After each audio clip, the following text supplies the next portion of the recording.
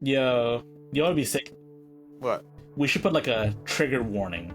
Has politics at the beginning of the video. Mm. Hey, that could be our cold open.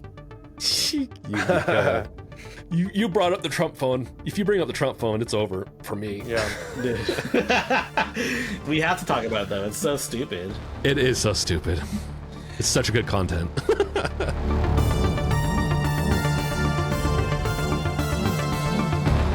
Welcome to Off the Console, the hottest new podcast that's all about gaming, tech news, and anything nerdy. And it's been a while since we've had all three of us on air at some point, because I think I went to Japan, and then the week after I went to Japan, we just didn't have an episode. And then last week, Gardiner's internet went out. Welcome back, by the way, Gardiner. Thank you. Yes, It's good to welcome be back. back. And now this is the first week where we've had everyone. And how's everyone doing today? Fantastic. Doing good. Doing good. Awesome.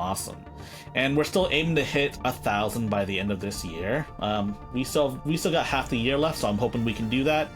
If you're listening to us on Spotify or Apple Podcasts or whatever podcasting program you use, be sure to hit up our YouTube channel, link in the and just subscribe to us and support our channel in any way possible. We're still a growing podcast, and so what have you guys been playing this week? Go ahead, James. That's a good question. What have I been playing? I played more of the Half-Life clone. It's not really a Half-Life clone at all, but Abiotic Factor. Abiotic or whatever it's called. Abiotic? Yeah, and it's fun. I really like it. I'm gonna start playing it with some people soon. Probably my son, but that is what I have been playing. It's been fun. Dude. We should have... Imagine if we all had the game. It's a little pricier for the type of indie game it is, but it's like $37. Have you guys tried it at all? No. No. It sounds pretty cool, though. I've seen some people play it. I really like it. And it has that... for some reason, because it's a very different game than Half-Life, it still has that Half-Life feel to it, and I love it. That's totally valid, man. Half-Life feel mixed with maybe some Deus Ex or something like that. I don't know. Some building. That's awesome. Building it's Minecraft building, or like building like like a like 7 Days to Die kind of thing, but not quite to that level or Minecraft level. You know, it's not like you mine for anything, but you can harvest like computers for equipment to put together. Like you're a scientist, so you have to put together gadgets to progress in the story. And so you can't terraform the Earth, is what you're saying? No, that would be. But maybe, I don't know. I haven't finished the game. I'm only probably a third through it. But you can, like, there's robots that will, there's security robots that will patrol at night and they'll attack you too. And you can go after those and harvest them for. See, that's one thing I want stuff. Power World to do too, is like the ability to like dig into places to make better, bases and whatnot. Because like one of the things that really annoys me is sometimes I have to search really hard to find a good place to build a base in Power World. There are plenty of like flat areas, but like at the same time though, I'd like to like have my own flat area instead. I don't know, man. Whatever. Power World would be better with that, I agree. Abiotic Factor is definitely not that type of game because you're in like a Black Mesa like facility. So it's not like you're on ground or anything like that. You're in a facility and it's massive and there's different research wings and stuff, so. Oh, that makes more sense. Yeah, it's a very different type of survival style game. It makes sense. What about you, Gardiner? What have you been playing? I have not been playing anything. I have been very busy. So you mentioned that I lost internet. I'll tell that story real quick. So I think was it Thursday or Friday morning? I woke up at like my normal time, like 5-ish, and I'm on my phone.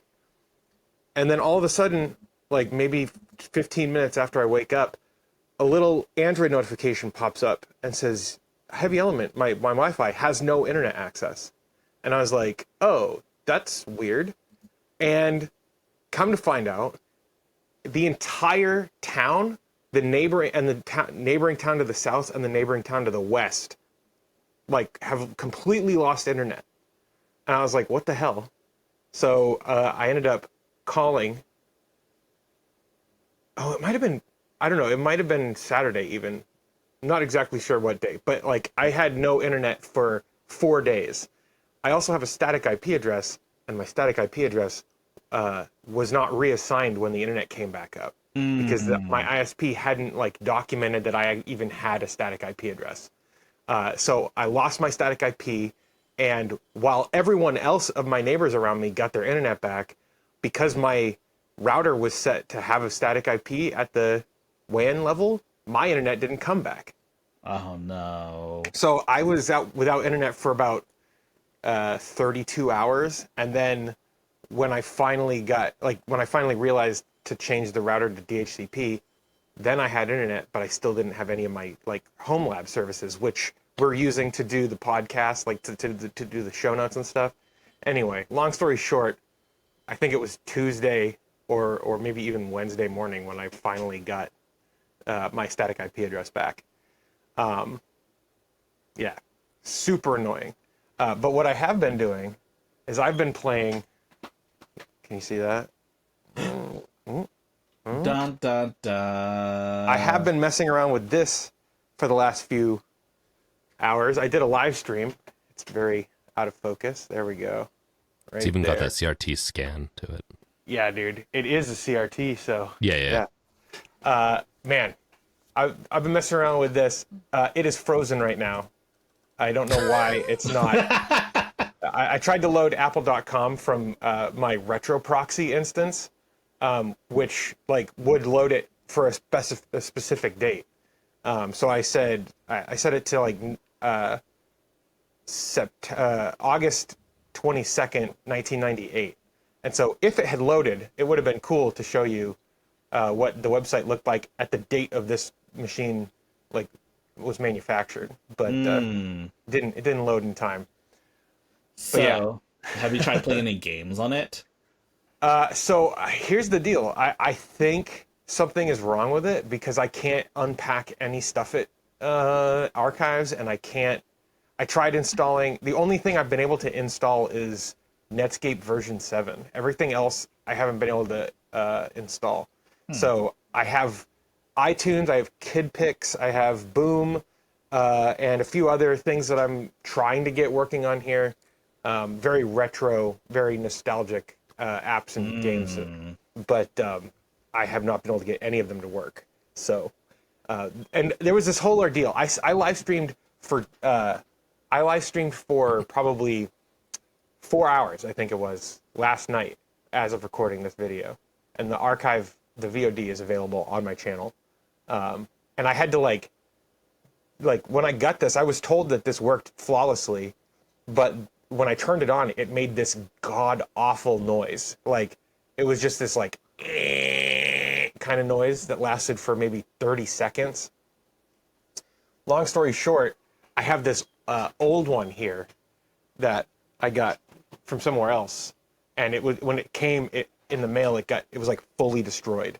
So I had to like salvage the hard drive from that so I could put it into this one. So my live stream I covered a lot of bases in that live stream. Well, shoot, man. Maybe one day you can play Marathon, the one from the old Bungie. Yes, Marathon, the good Bungie. Yeah, that's definitely on my list of games to play. I want to do Myst and Myth and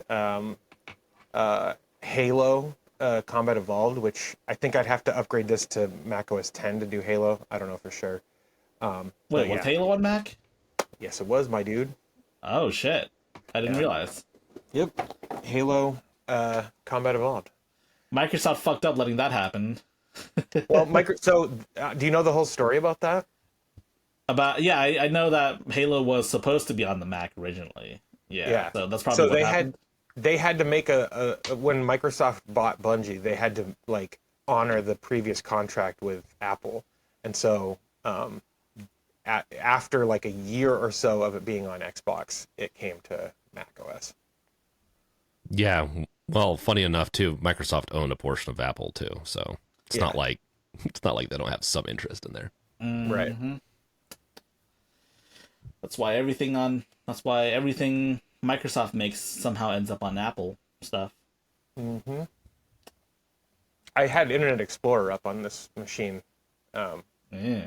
when I showed it to you. So Internet Explorer. Oh, I hate that so much. I hate it. Yeah. to be honest, on this machine, Internet Explorer is the best you can do for a retro browser. No, I get it. I just had a job. One of my first programming jobs was I had to support IE8, and I hated it so much. Yeah. Oh, it's trash. Dude. Well, I have a lot of... as for me, I've been sorting through my Japan photos, and there's a lot going on in Japan. Certainly, Japan loves their mascot characters. That much is non-negotiable. And I was surprised at what mascot characters they like. So, of course, they have their anime girls as mascots, but they also quite like Snoopy as well. I saw no less than 3 Snoopy stores, all selling like Snoopy branded chocolate and stuff like that. Whoa. Yeah, it was pretty cool.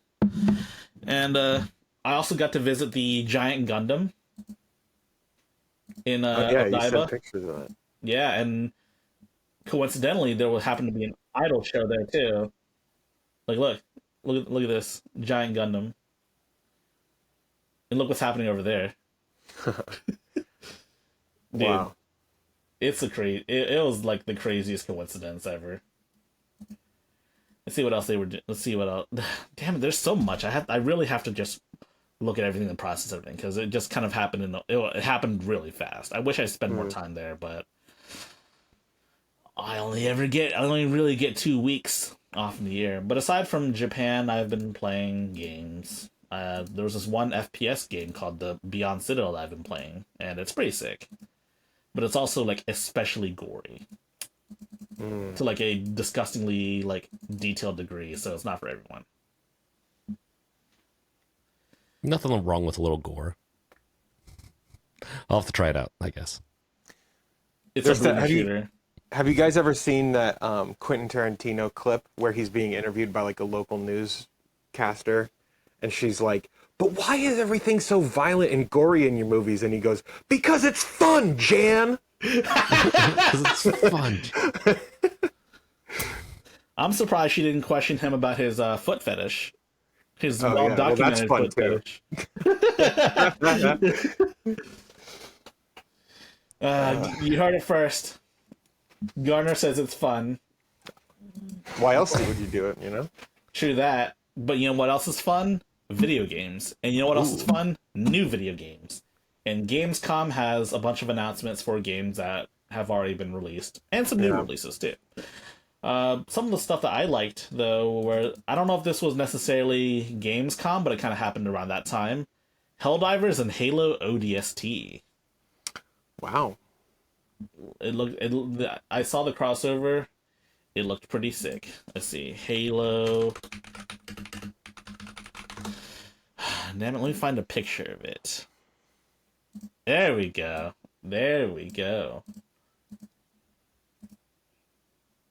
You guys see it? Nice. Yeah, so Yeah. you get... Not only do you get the ODST armor, but you also get recon as well. Something Bungie used to not give you until like the very end of Halo 3's lifespan.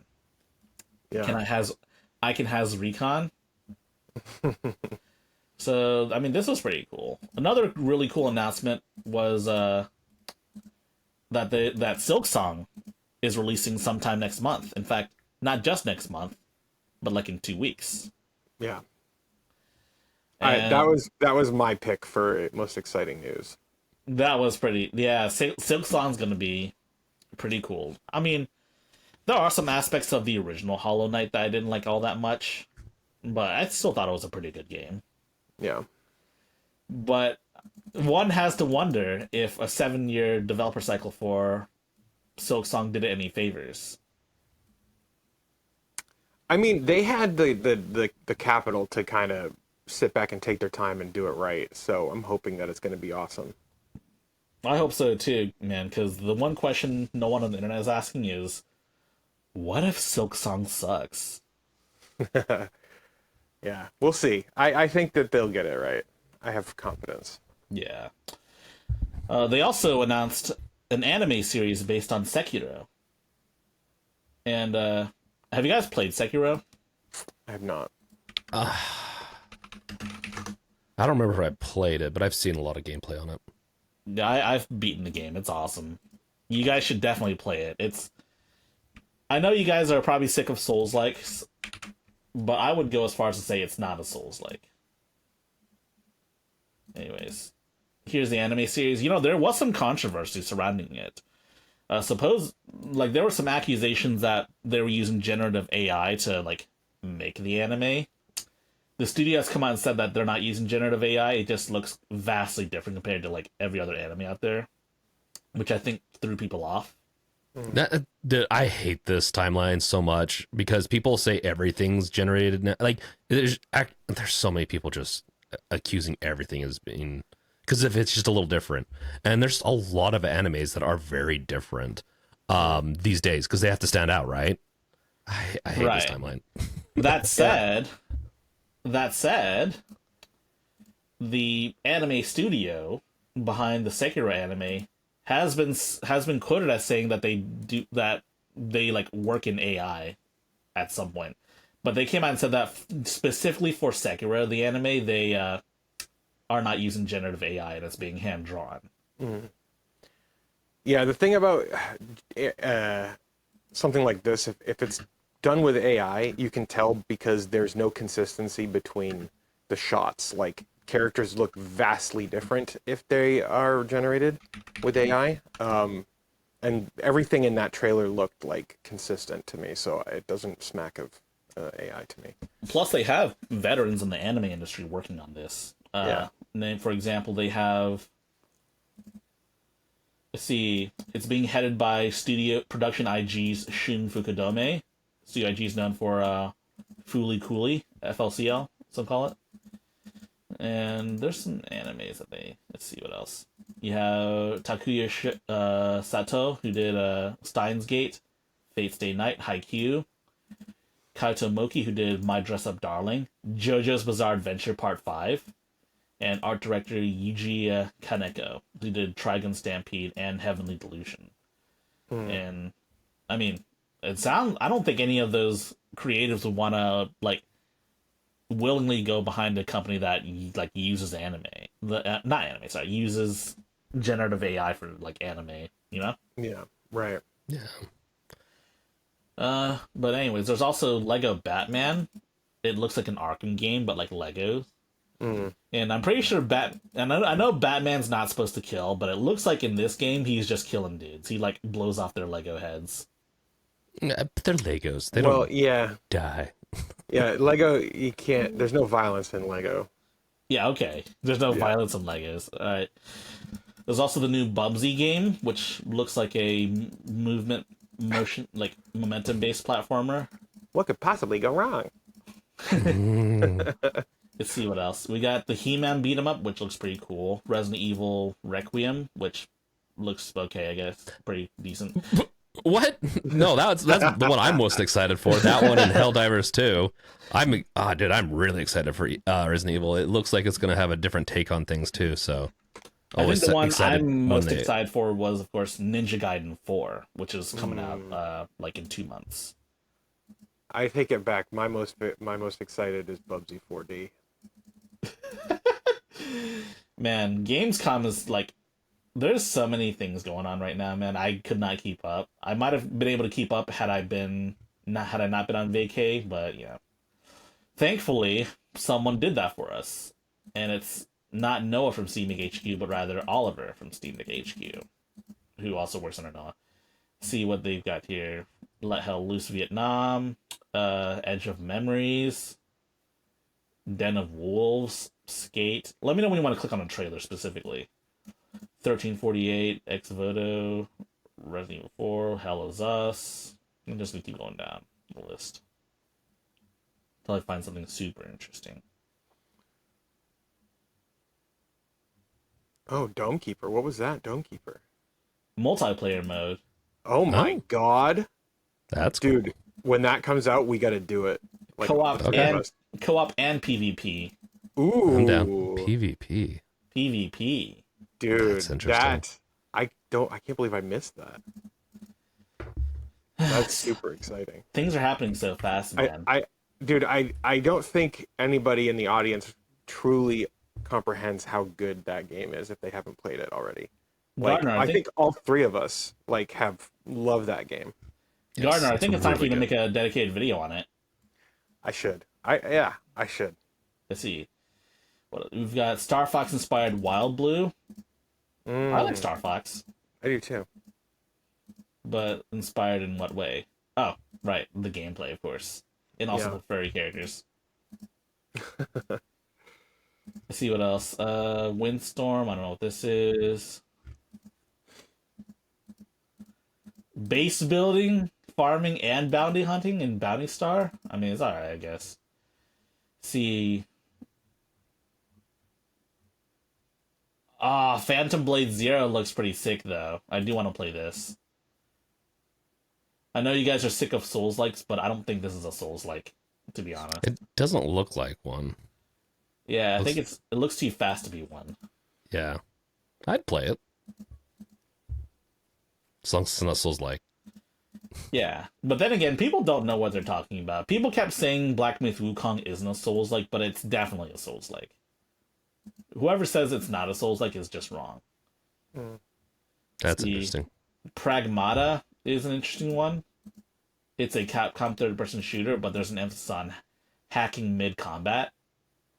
Okay. Yeah.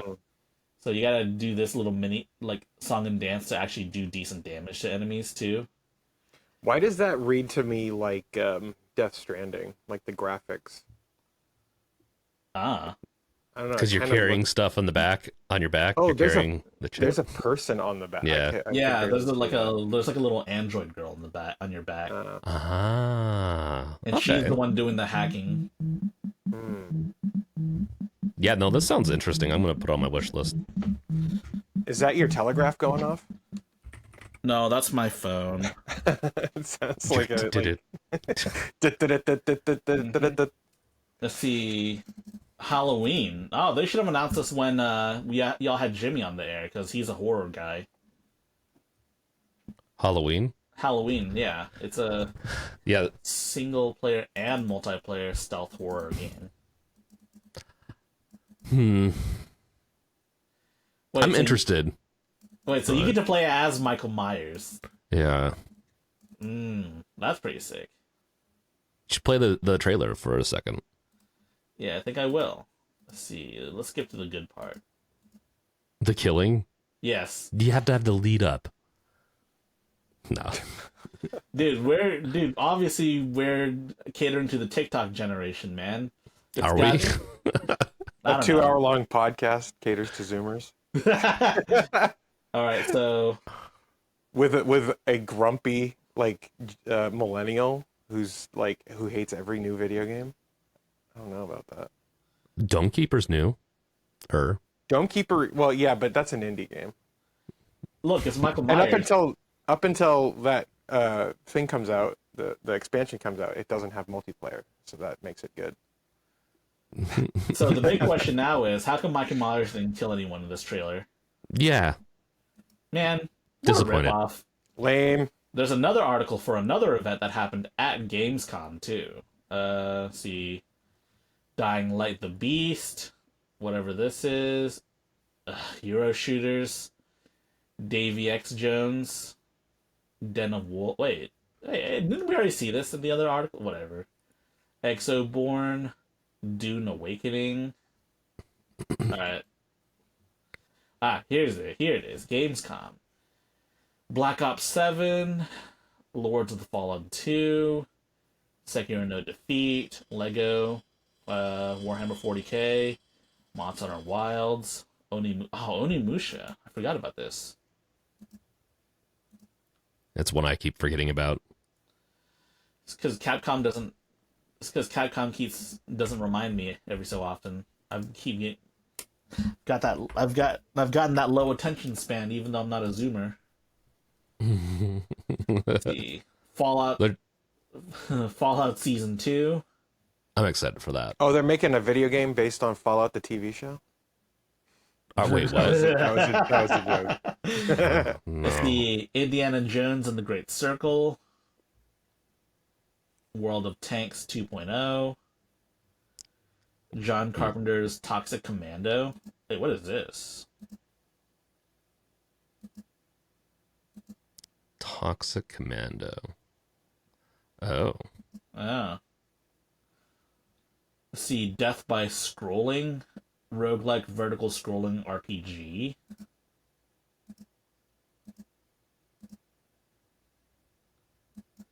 Let's see, Zero Parades, CRPG from the guys that made Disco Elysium.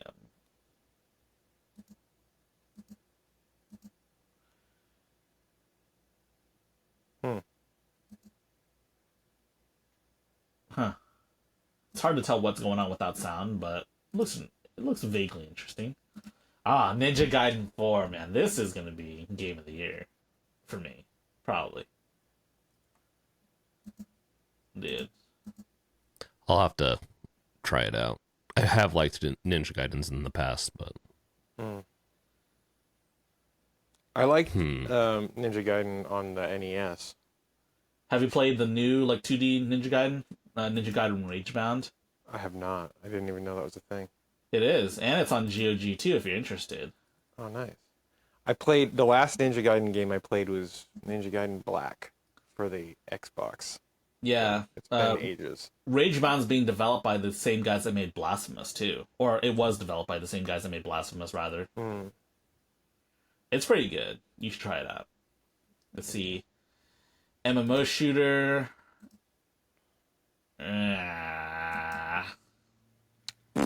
Free-to-play hero shooter. Silent Hill F. Looks vaguely interesting. that's one that I'll probably play. It's being written by the guy that wrote Higurashi, When They Cry. Yeah, it looks interesting to me. It will be. We'll see though. Silent Hill is one of those series that's always good. It's not always good. There have been some pretty big stinkers in the Silent Hill franchise. Yeah, but I enjoy horror for also the B style. It's not even B style. It's like C style, maybe. Okay. You see, Italian action RPG. You know what this kind of looks like?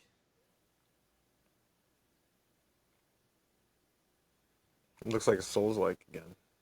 Maybe. I'm not Like saying the way the character's moving super slowly makes me think Souls-like.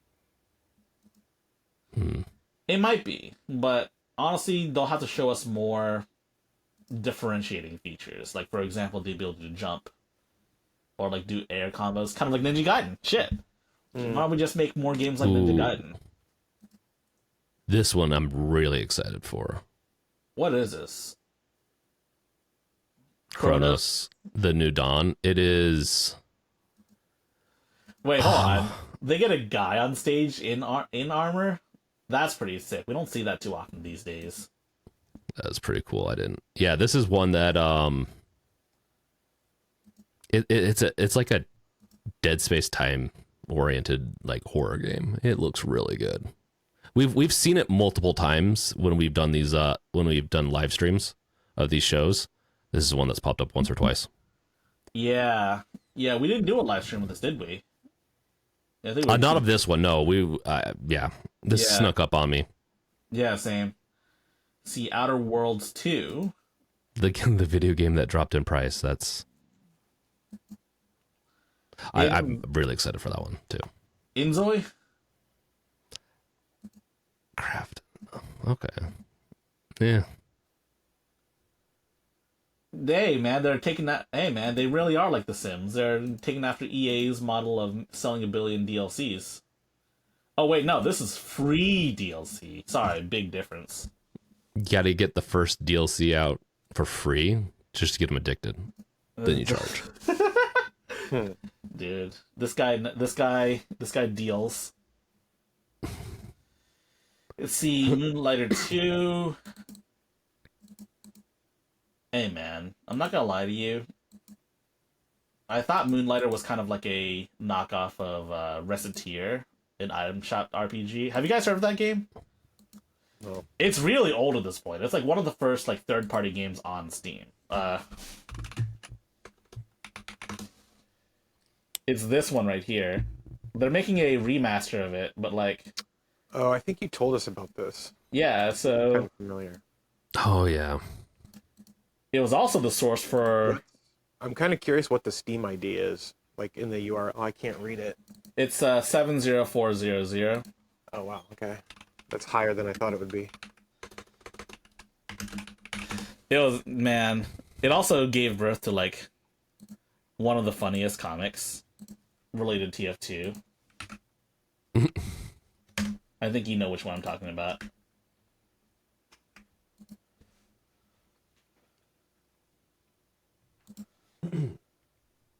Yeah. It costs $400,000 to fire Sasha for 12 seconds. That's $800 per bullet. Where have you been buying your ammo? Yeah. Mm. Dude, the game's motto is capitalism. Man, it's such a good game though. You guys need to play it. There's so many games. I haven't even gotten Doom Dark Ages finished yet. I'm 2/3 through it, but other games keep on popping up, and I keep on playing everything else.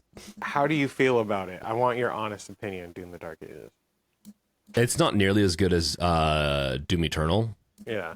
but I started Dark Ages, and then I realized there was some missing story for me, so I went back to Doom Eternal's DLCs because I finished the game before the DLCs came out. Mm-hmm. And so I played those, and so definitely the graphics are a little better in Doom Dark Ages.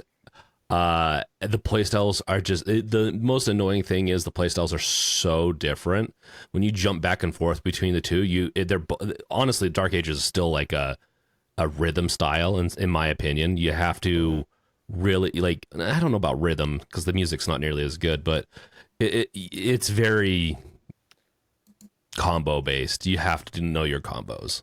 Yeah. It's good, but it's not as good as Doom Eternal. Yeah, it's not my favorite thing. No, it's. Let's see. It's starting to get kind of boring, honestly. But yeah. Let's see what else we've got. We've got Age of Empires 4. We've got a Eastern expansion. We've got Deliverance 2 DLC.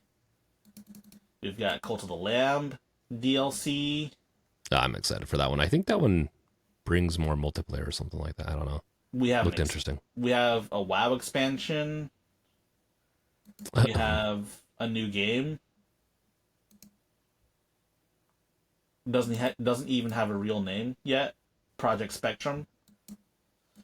Let's see. World of Tanks Heat is a more arcadey style tank game.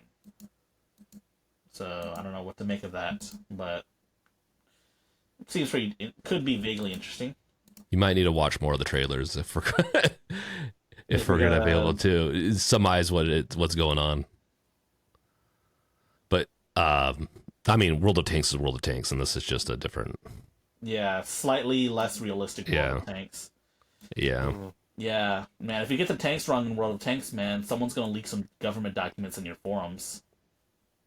Or was that War Thunder? I forget which game that was. Gonna skip over Resident Evil. I see. I think World of Tanks. Yeah, we talked about Resident Evil already, dude. You didn't watch anything on it though. You said one thing that you were not interested, and we moved on. Resident Evils are so classic, and they're so. This one you're following someone that's an introvert though, or you're playing as someone as an introvert. That it will be interesting to see how this plays differently than 7 and 8. So I'm definitely excited because it's definitely going to have a different feel to it. Yeah, just it's like back the to other third ones. person too. Yeah. Honestly, man, I would like to play as Leon again though.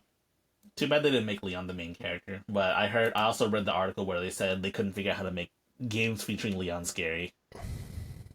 Because he's like this big action hero in Resident Evil. Yeah, and I agree. I want to play more of Leon, but I think they could figure it out. But it might have to be a different. Oh, and they saved the series. big announcement for last. New Black Myth game, Black Myth Zongkui.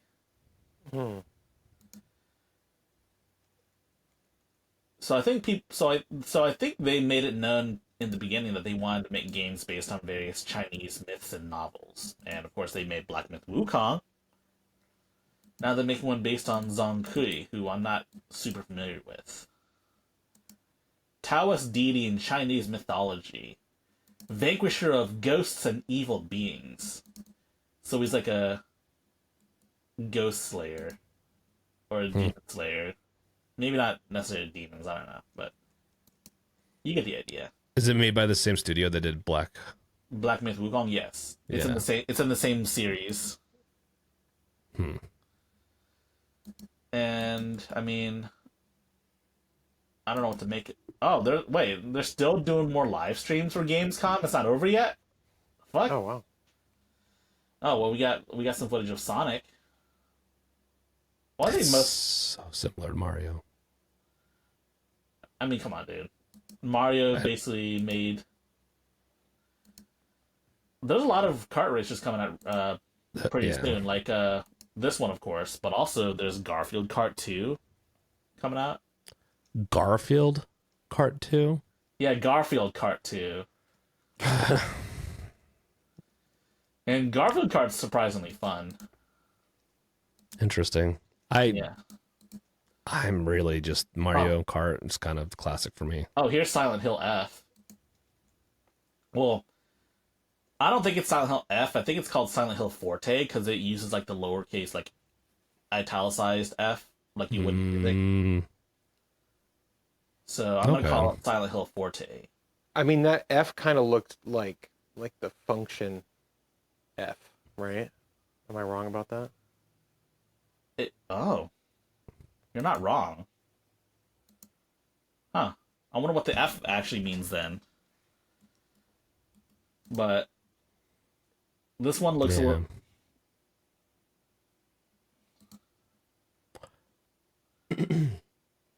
So you're essentially a Japanese high schooler destroying baddies?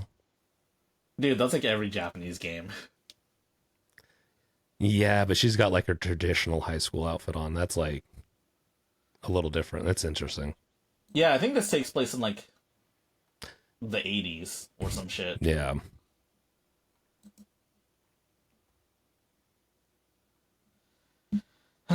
But yeah, Gamescom happened. I know we kind of missed out on streaming Gamescom, but again, they're also doing multiple. They're doing multiple shows. Heck, this is still going on technically. Like we're back to Sonic again. But I think it's time for us to move on from Gamescom. You have any final thoughts on Gamescom or the gaming conventions as a whole? A lot of games coming out. There's a lot of games coming out, and at least there's some like. I think with all of this, at least there's some interesting stuff like Resident Evils, Helldivers, Ninja Gaiden's kind of stuff. And so I think it'll be a pretty good next year as we get some new games. Yeah. I agree, man. That said... I want more indie games. Yeah, I mean, Gamescom's not going to be the place for indie games. I think your best bet... Yeah, I mean... Your best bet would be that AAA initiative that they did like earlier a few months ago. Yeah. That has some good stuff. Yeah. There's a lot of indie games coming too, so I think it's going to be a pretty rich next year. But this isn't the last major gaming expo this year. As you know, Tokyo Game Show happens sometime in September. So so we should probably cover that sometime in September as well. I don't know if we'll do a live stream or not because, you know, Tokyo Game Show, they're like 11 hours ahead of us, so it might not be necessarily possible, but we'll see. But you know what is possible? The PlayStation going up in price in the US. Yeah. So similar to many global businesses, says Sony.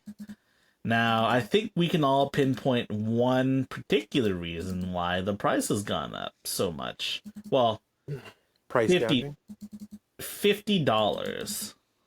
It's gone up from every single SKU basically has gone up $50. So this used to be $500, now it's $549.99. This one went up $50 as well, and yes, the PS5 Pro went up $50 as well. Yeah, it's tariffs.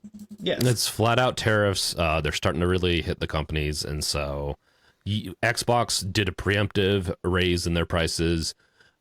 Switch did one earlier was it last month? I believe they raised the original Switch, like not even like the new Switch 2, but the first Switch they raised price. Has there ever been a time where consoles have gone up instead of down? I don't know if I've ever been seen it. Well, price gouging.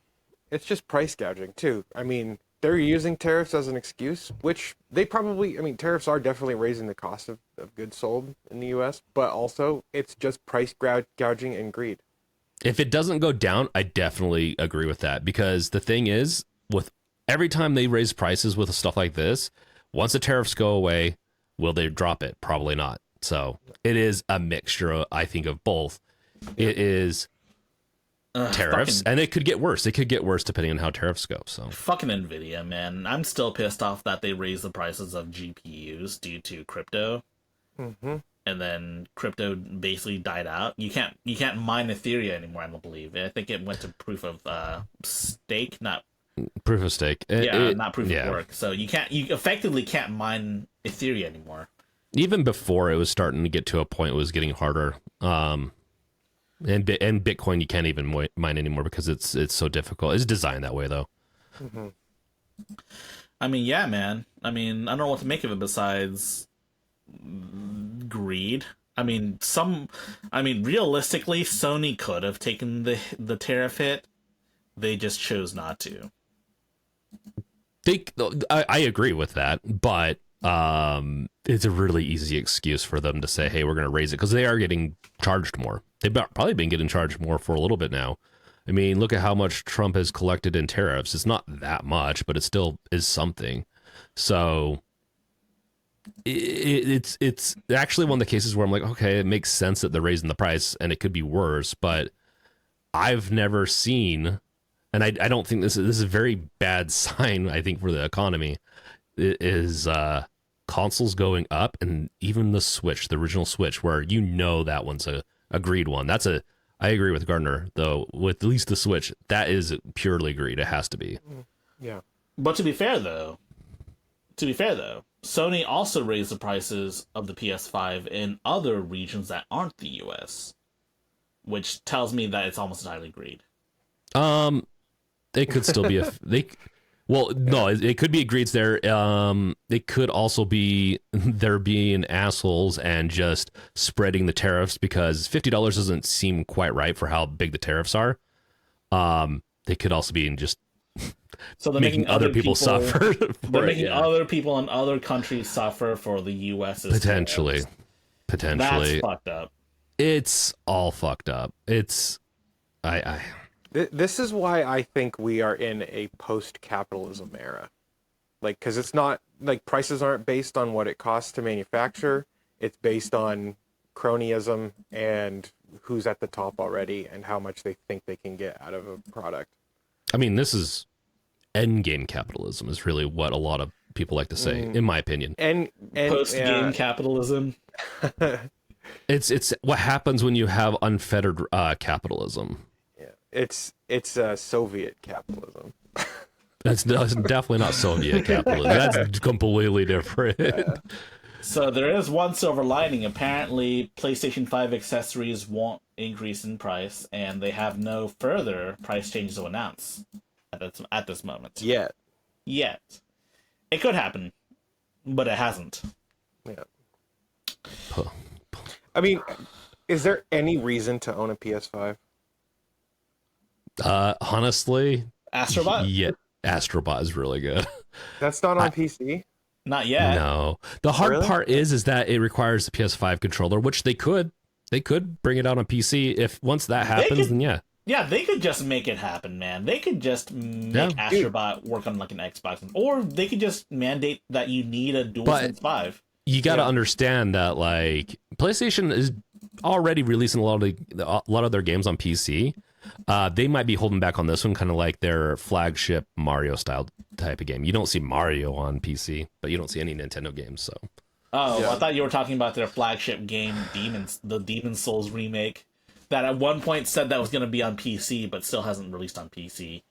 They might treat it the same, unfortunately. Sony. If you want to make your money back on tariffs, just release Demon Souls and Astrobot on PC. Yeah, they didn't need to up the price, right? Just release games on PC. There, you'll make money off of. You'll make more money in a less shitty way. It's also probably a little bit about control, making sure that they have short-term, long-term control. Come on, man. They lost at the moment that they released. What was the first PlayStation game on PC? Was it God of War or Horizon? It was one of those two. It might have been Horizon. They didn't lose it. They just wanted more money, but they're going to still control it. If they really wanted to, they could have released almost all those games on PC really fast. Yeah. Because the hardware that they're all based on is AMD APUs. I mean, it's not hard to get that to work on a PC. So, I mean, the biggest hurdle with like PlayStation games on PC is porting it from Orbis OS to like, because don't they have their own proprietary graphics API? Yes, they do. So I think that would be the biggest hurdle. But they're able to do it. They could make a toolkit that would work. It's a hurdle just fine. for sure, but I mean, Sony has access to A, Nexus, B, the source code to the games, and C, a lot of capital. So it's less a matter of is it possible for Sony, and more a matter of if they'll even do it. I don't know, man. Sony increased the prices of consoles. It's a little crazy to me that everyone's done it, even Nintendo on the original Switch. That how old's the Switch? For like 10 years now? Yeah, almost. It's like 8 years now. 2017. I think. Yeah. So honestly, man, it's crazy that this generation of consoles. It's not a good sign, and I honestly think them doing this and all these companies doing it will eventually hurt them a lot in the long run. I thought consoles was a good idea given how expensive PC gaming has gotten, but now you're telling me consoles are getting fucking expensive too? Dude, the PlayStation 5 Pro alone indicates how expensive they are. Man. That when they came out with that price, I was shocked. I know inflation over the years, but compared to what consoles were like 20 years ago, I don't think inflation quite adds up. It's a little bit of greedflation mixed in with they just know that they have brand loyalists. And from what I understand, some games on PS5 Pro don't look that much better. In fact, I've heard in some cases, Metal Gear Solid Delta, games look worse on PS5 Pro than they do on PS5. Which is just a crazy thing to me. But, I mean... They look... If you have the hardware for it, if you have the TV, they look better, but only the diehards should ever switch over. Well, and if that's all someone plays is PlayStation, it's not that expensive. I spend a lot more on my PC PC gaming habits. Hardware wise, game wise, I make up for it. Yeah, I mean the games are cheaper on PC. I think it evens out, and plus you don't have to pay for online. Agreed, and I can play my games forever, essentially. So. Yeah, you have near infinite backwards compatibility. Yep. And you might have actual infinite backwards compatibility with fixes to games or compatibility layers like on Linux, or maybe even I don't know. The only big downside really is you have to, and it's getting better, but you have to adjust the game depending on what hardware you have. If you have a Steam Deck and you're trying to play some games, they might not play well. There's always the question on that type of stuff, and console kind of is always solved that to where I can stick it in, I can play it. That is true to a degree, but like if you wanted to play, like, I don't know, Monster Hunter War Wilds like 5 years from now, or maybe even 10 years from now, there's a good chance that, you know, PCs like a decade later will probably be able to run it just fine without needing to upscale but without needing to upscale or like or even like frame generate too. Yeah, but these people hold on to their consoles, right? And so they'll still be able to play it as long as they have the console. I'm not trying to say, I'm just saying some people get consoles because of the ease. They should. I definitely try to promote PC gaming over it. Yeah, there is a reason. But at the same time, though, we've kind of lost that ease, to be honest, especially in regards to consoles, because like you have to register for an account to like play most games nowadays. B, you have to like install the game. Like even if you buy a disc, you have the physical copy, right? But like you still have to stick it in and install the game and like wait for it to install and then you play it. It's going to be really hard to ever beat console like experience when it comes to ease. The Steam Deck does that for the most part because it has a simplified UI and it has a list of recommended games. It's getting there, but the PlayStation, I mean, it's going to be really hard to beat a console when you have hundreds and thousands of different varieties of different PC hardware. But I do think there is a subset of gamers that really don't need, like, I would say most people don't really need the $1,000 gaming PC to play a lot of the games they like. Like, let's look at like the most popular games right now. I mean, League of Legends, for God's sakes, is still really popular, and that doesn't need a 5090. Heck, I don't even think it needs a 5070 or a 5060. You could probably get away with like a 5050. Yeah, 100%. It doesn't need a whole lot, but that's a completely different style of game than a console player would typically play. But speaking of this, and sorry, I'm gonna the Valve Fremont emerges again, and I think it's looking like, and a lot of the rumors are saying that it's a a console made by Valve, essentially. So right. Yeah, so here is the Geekbench results. It's just CPU right now. But as you can see here, it's got a single core 2412, multi-core score of 7451. I do find it interesting that the Valve Fremont used Windows 11 Pro to run the benchmark as opposed to like SteamOS, right? Because you can run Geekbench on SteamOS, right? Yeah. I don't know. Maybe. No, I'm pretty sure you can run it on SteamOS. I mean, heck, I think I've done it on a SteamOS as well. But I mean, maybe SteamOS isn't ready for Fremont yet. It could be that. It could be them testing stuff. There could be so many different reasons why this is a thing.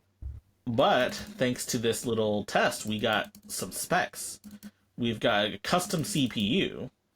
We've got 6 cores, 12 threads.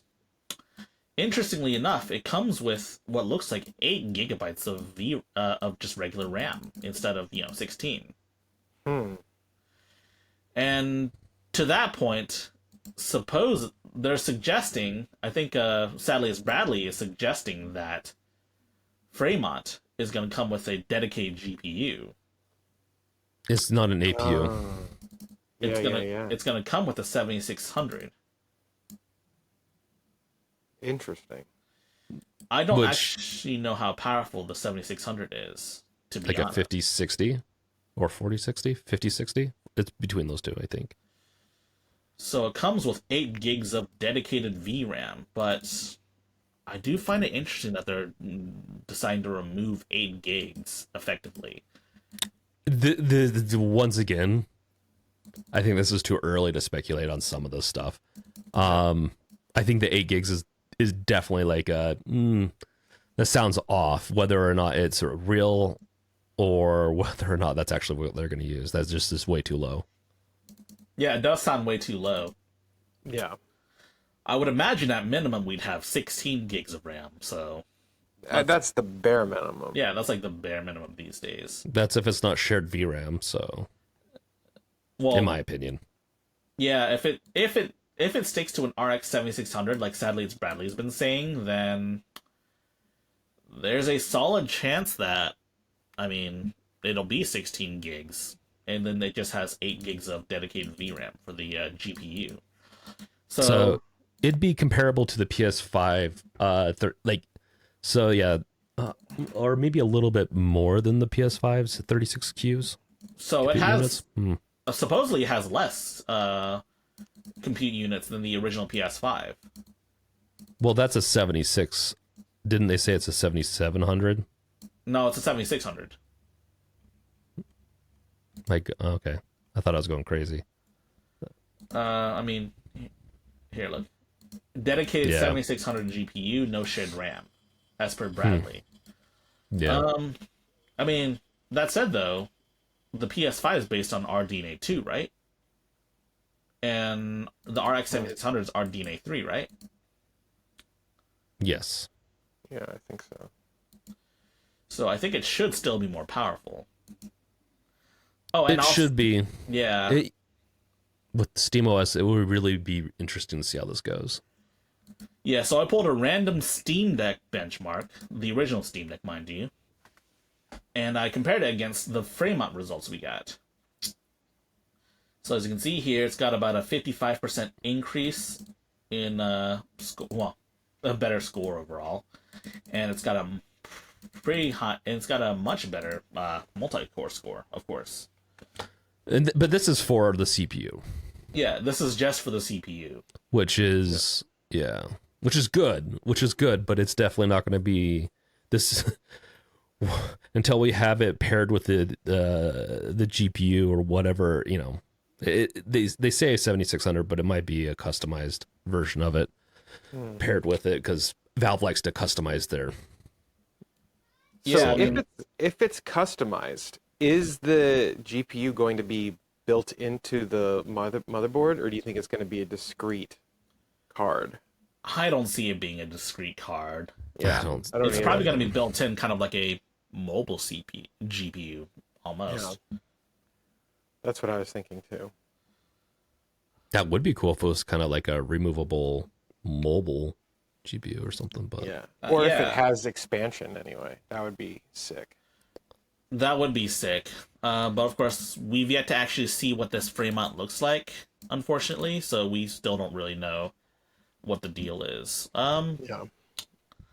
The rumor mills are going, though. Like, when this released, people are like, oh, they're going to pair Half-Life 3 with it. They're going to, like, because they do like to release hardware with some type of, even if it's just a demo version of their IPs, it'd be interesting. Dude, Aperture Desk Job 2. I'm calling it. To go with the new Steam controller. Oh, yeah, dude. That would be amazing. But I want it to be a full experience. I don't just want it to be a tech demo. Agreed. Yeah, I mean, who knows? Maybe Valve's turned a new leaf and they're finally making Half-Life 3. Or Half-Life 2.5. Oh, yeah. 2.5. Half-Life 2.9999, repeating. How sick would it be if, for like, you know, if Half-Life 3 launched alongside Fremont? Dude, and that like would be... with a Steam controller too. That would be amazing. That would be sick. I could see it. I could see it. I could definitely see it. And there's like the rumor, like there's so many rumors about people playing the Half-Life X project, dude. Like friends and family kind of stuff. So what if it was called Half-Life X? That would be sick. It'd be like Mega Man X. Such a different type of game series, though. No, but what I'm saying is the X makes it sound awesome. Does it? I was gonna say it sounds like something Elon came up with. Yeah, Come on, man! Don't attribute Elon to like he has to name everything X because it's cool. No, I mean if you're gonna do Half-Life X, might as well do Half-Life XXX. So be like the BMX XX. There's plenty of Half-Life XXX already, probably. Oh God. If it's Half-Life ECKS.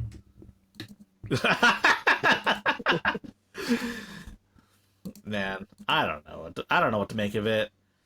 Half-Life this, Half-Life that. Silksong came out, so I think Half-Life 3. Oh, well, Silksong is coming out supposedly, so maybe Half-Life should come out. Half-Life 3.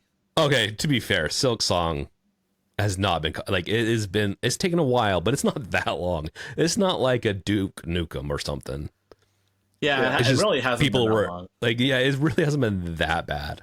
It just got pushed back by a couple like years. 7 years though, right? Yeah, it is long, but compared to okay, to be fair, there has been a Half-Life Alyx, so there has been a Half-Life out, but Half-Life 3 has been rumored and it's been in works since Half-Life 2 came out. We got Silksong before we got GTA 6. I think GTA 6 has been in works longer than Silksong, hasn't it? I mean, Well, probably. GTA 5 came out before Hollow Knight, so But we did have Red Dead Redemption 2. So it's not like they spent all of their time making GTA 6. They have multiple studios, right? And so I guarantee they've been working on GTA 6 for a while. I mean, do they have multiple studios anymore? I mean, like, I think the same studio that makes GTA is also making Red Dead, right? So, and they haven't had when's the last time we've seen a Rockstar game that wasn't GTA or Red Dead Redemption? Well, I'm talking about internally. They might have multiple teams internally. This is kind of more or less what I'm talking about. Meaning, in a life cycle, if they're doing it right at a company, they're gonna have like a concept artist is not going to be working on a game the full life cycle. They're probably going to be working on the next game for a while. So each role is going to be doing things in a different life cycle. So I saw something interesting here. Someone under the comments of PC Gamer mentioned that they might be running Geekbench, the Windows version of Geekbench, through Proton. oh yeah, that could, yeah. Which seems kind of odd though, because I ran like a Linux version of Geekbench on Linux, like in desktop mode. I don't know, man. I'm curious how optimized the native Linux build of Geekbench is. Because it could be like they were getting lower results. And also, who produced this? Like, was this done internally at Valve? Like, we don't know who submitted this, do we? I mean, it must have been. I mean, unless one of those friends and families accidentally fucked up and gave us a Geekbench score. Yeah. If that's the case, that means it's coming much sooner. But Bringus Studios got his hands on a prototype.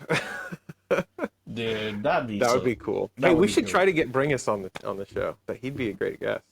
Dude, let's do it. Let's do it. Like, I don't know. Do you have contact with him? Because I certainly don't. I don't, but I'll figure out a way. I appreciate it, Gardiner.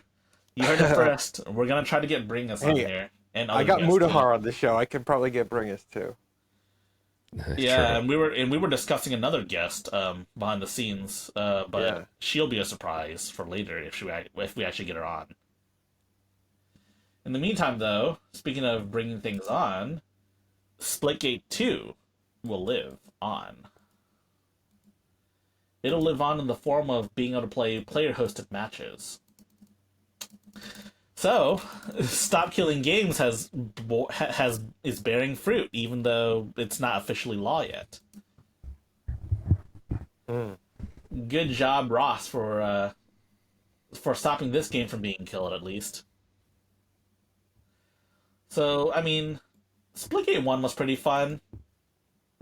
I'm glad this is happening while Splitgate 2 has failed to make FPSs great again.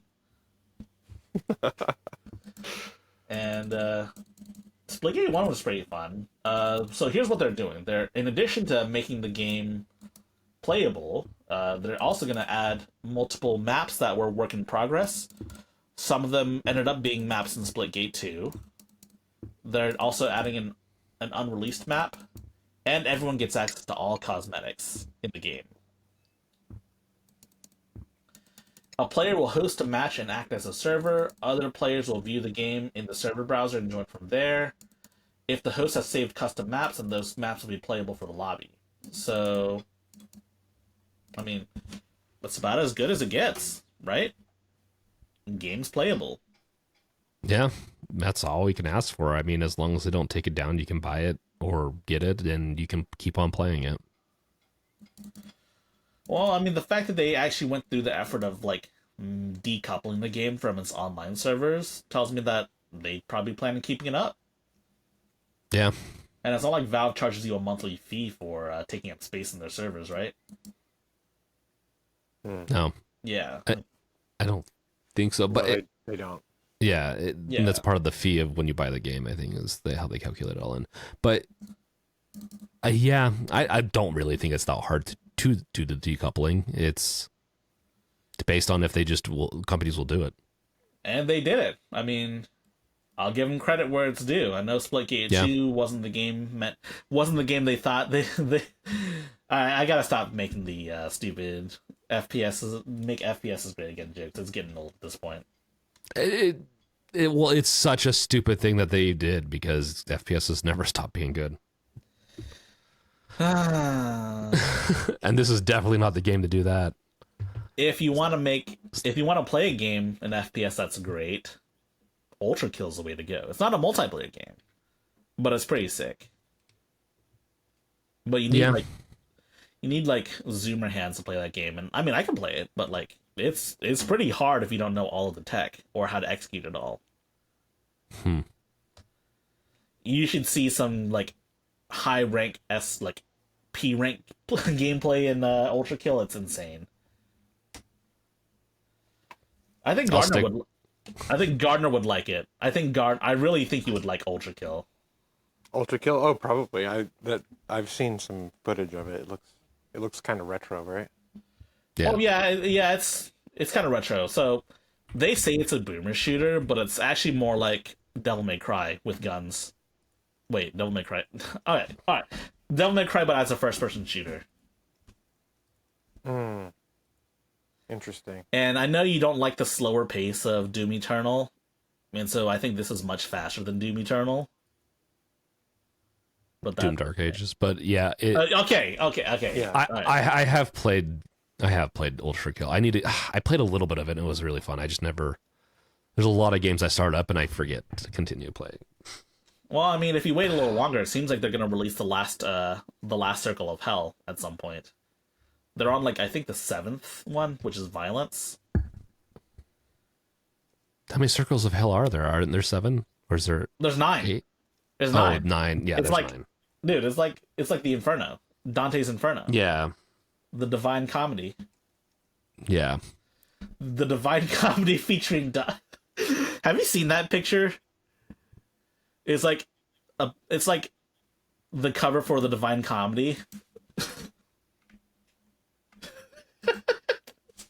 This is so dude, I don't know why this is so funny.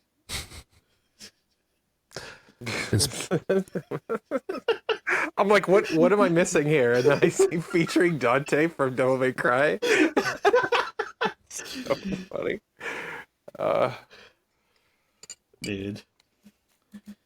But yeah, I'm glad Splitgate 2 is gonna live on. And speaking of games that are living on, Marvel Rivals is living on, but not in the way that we expect. So apparently, Marvel gave the green light to NetEase to just make original characters. What are your thoughts on this? I know you guys don't play Marvel Rivals, but you guys know Marvel Comics. No, I don't. Oh, I'm sure you know. Marvel. I know Marvel of Rivals. Marvel. I don't know anything about Marvel. Oh. So Marvel Comics has like 1 billion characters, and NetEase wants to make original characters for some reason. I mean, here's the thing. As a game developer, I get it because they'd want to be able to do maybe some of their own creations. They have their own ideas of what would be kind of cool, and given how Marvel and DC works, they're making new superheroes all the time in their comics. So, and villains. So, I don't know. What's another few that you just don't know of except for in the game? I don't know if it's going to be that big. True that. Luna Snow was actually from a different Marvel game as an OC, but made by Koreans instead of NetEase. Yeah. That's why Lunas knows Korean.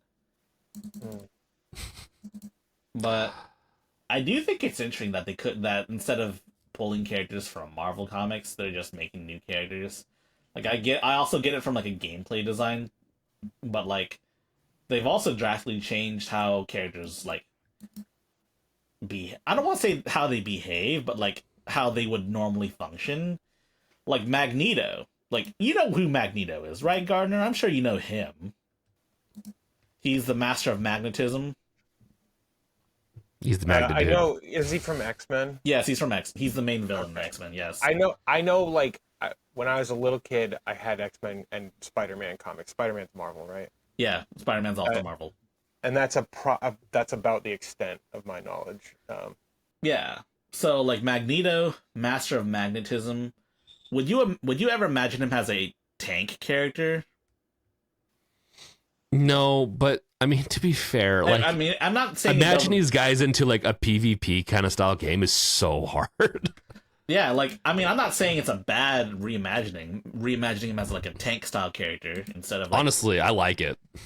Yeah, but I mean, they already like twist how some Marvel characters work to like fit their roles. So it's not. So I don't. It's very comic. It's very comic book based too, though. Like, how many different comic books go off and just change like in a different universe, right? Of how characters are. So right. So I don't see why they couldn't just do that instead of making new original characters. They're doing both. Yeah, like why like, not? Not only like they have more than one Spider-Man now, right? Like everyone knows Peter Parker, Spider-Man. But also everyone knows Miles Morales, the other Spider-Man. Mm-hmm.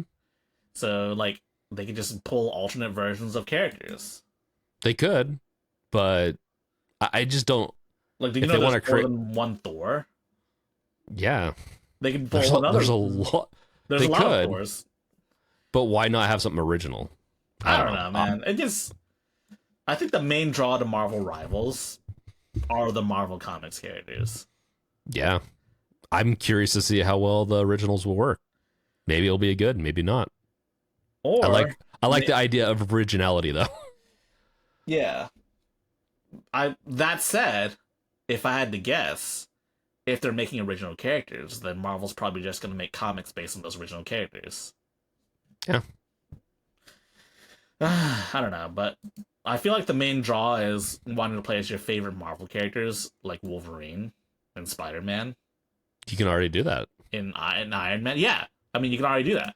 They already have almost all the, like, top-tier heroes in the game. Almost, yeah. There's always, if you get into a big comic book nerd, like, they're probably going to have, maybe missing a few for them, but... I mean, they also have some pretty good picks. Like, they added Blade recently. Oh, yeah, that'd be a good one. I haven't played in a while, but I have played it. It is fun. Not like really Blade, my type of game, but it's fun. Blade the vampire guy? Yeah, like Wesley Snipes. Yeah, he's Marvel. Wesley Snipes. It's based the Wesley Snipes movies are based on Marvel comics. Yeah. Oh. But I could imagine people being kind of pissed if like they could have put Deadpool instead of like an OC. Go touch grass is what I tell them. Go fucking touch grass because it is a fucking game. And if the developers want to play around with a few characters, just let them do it. Sorry, that's my take on this. Yeah, I'm in agreement, James. It's like, if the gameplay demands it to change like whatever like the canon powers are for a character, just do that. I don't care. Well, it's not so much changing canon powers as much as it is introducing like new totally original characters. Oh, right. Yeah. Yeah. If you had to choose between putting Deadpool in or putting someone else that's not a Marvel Comics character,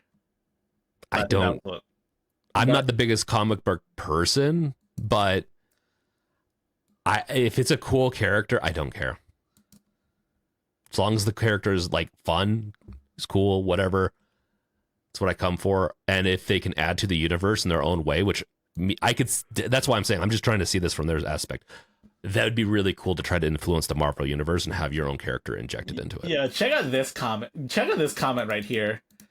Of course not. I don't want another Overwatch with 903889432 Chinese, Korean, Japanese characters. I would leave Marvel Rivals for good if they dare to give us a roster made up of K-pop Lunas. Okay, they can go play something else. He's a fucking racist. He is. Because it's not even that many of those. Wow. He hasn't even Richard. played Overwatch. His name was Richard, by the way. I just find that hilarious. Your racism is showing. All right, Richard, turn off Fox News. Go touch grass. Luna Snow's already in the game. This is the problem. You're never gonna appease them. Just do what you want. NetEase, like, just do what you want. You're not gonna appease. You're gonna have someone mad because there's no original character. You're gonna have people that are mad because they're the way you're doing the powers. Comic book fans are some of the most toxic fan base in the world. So my only concern with this, right, is how are they handling licensing? Because if Marvel is gets some stake in these characters, and NetEase gets some stake in the character, that gives I don't know. NetEase is Chinese, right? They're part of Tencent. Yes. Yeah. So that skews me out. That scares me because I don't know. I just don't like the whole private public nature of that company. Marvel's already crossed that line a long time ago. I know they have. I know, but it's still. Well, let's see what happened with Luna Snow, since she was in OC for a different Marvel game called Marvel Future Fight. And let's see what happened there. So if I had to guess based on this, I think it's possible that Marvel just owns the character outright. It really depends on it depends on how they do the whole thing, but I could see Marvel wanting original characters so that they can farm more comic books and other stuff off of it. And this is a way to get into the new generations to get them hooked on their product. So yeah. I mean, I don't know, man. I see it only as a positive for Marvel. If I had to get if they wanted some really off the wall picks, they could do the Amalgam Comics, which is like, it's when DC and Marvel crossed over and made characters that are composites of like both DC and Marvel's. Like, for example, you have here this one who's supposed to be based on Superman and Captain America combined. Wolverine and Batman. And dude, these look atrocious, but to be fair, just do costumes. Wait, is that costumes Howard the Duck? Yeah, combined with Lobo from Is DC Howard Comics. the Duck Marvel? Yeah, Howard the Duck is Marvel. What the hell, dude? I don't know shit. Pretty much comics, man. It's DC or Marvel. Comics are insane, man. I can't follow comics because there's just too much crap going on with comics, but yeah, it's kind of amusing to read some of the crazy bullshit that happens in comics. Devil Bow is no way this is real. It's fucking Daredevil and Green Arrow. Why didn't they combine Hawkeye and Green Arrow? Is my question. Why? It's the same person. Okay, it's the same person. Okay, it's not. They already have that. It wouldn't change at all. You'd look the same. Oh right, the Captain America Superman amalgam is called Super Soldier. Yeah. I guess that makes sense. SS. That's great. That's great stuff. Speed Demon. Is this the Flash combined with Ghost Rider? That's crazy. I think it is. That is actually really cool. This one's pretty cool, but X Patrol? Are you fucking serious? Ugh. So, all right, whatever. Comics are weird, and you're gonna they have so many. That's why I don't do comic books very well. Dude, too much. Yeah, the only thing I know about comic books is DC. I'm kind of a nerd about DC. I don't really care for Marvel that much. True, true.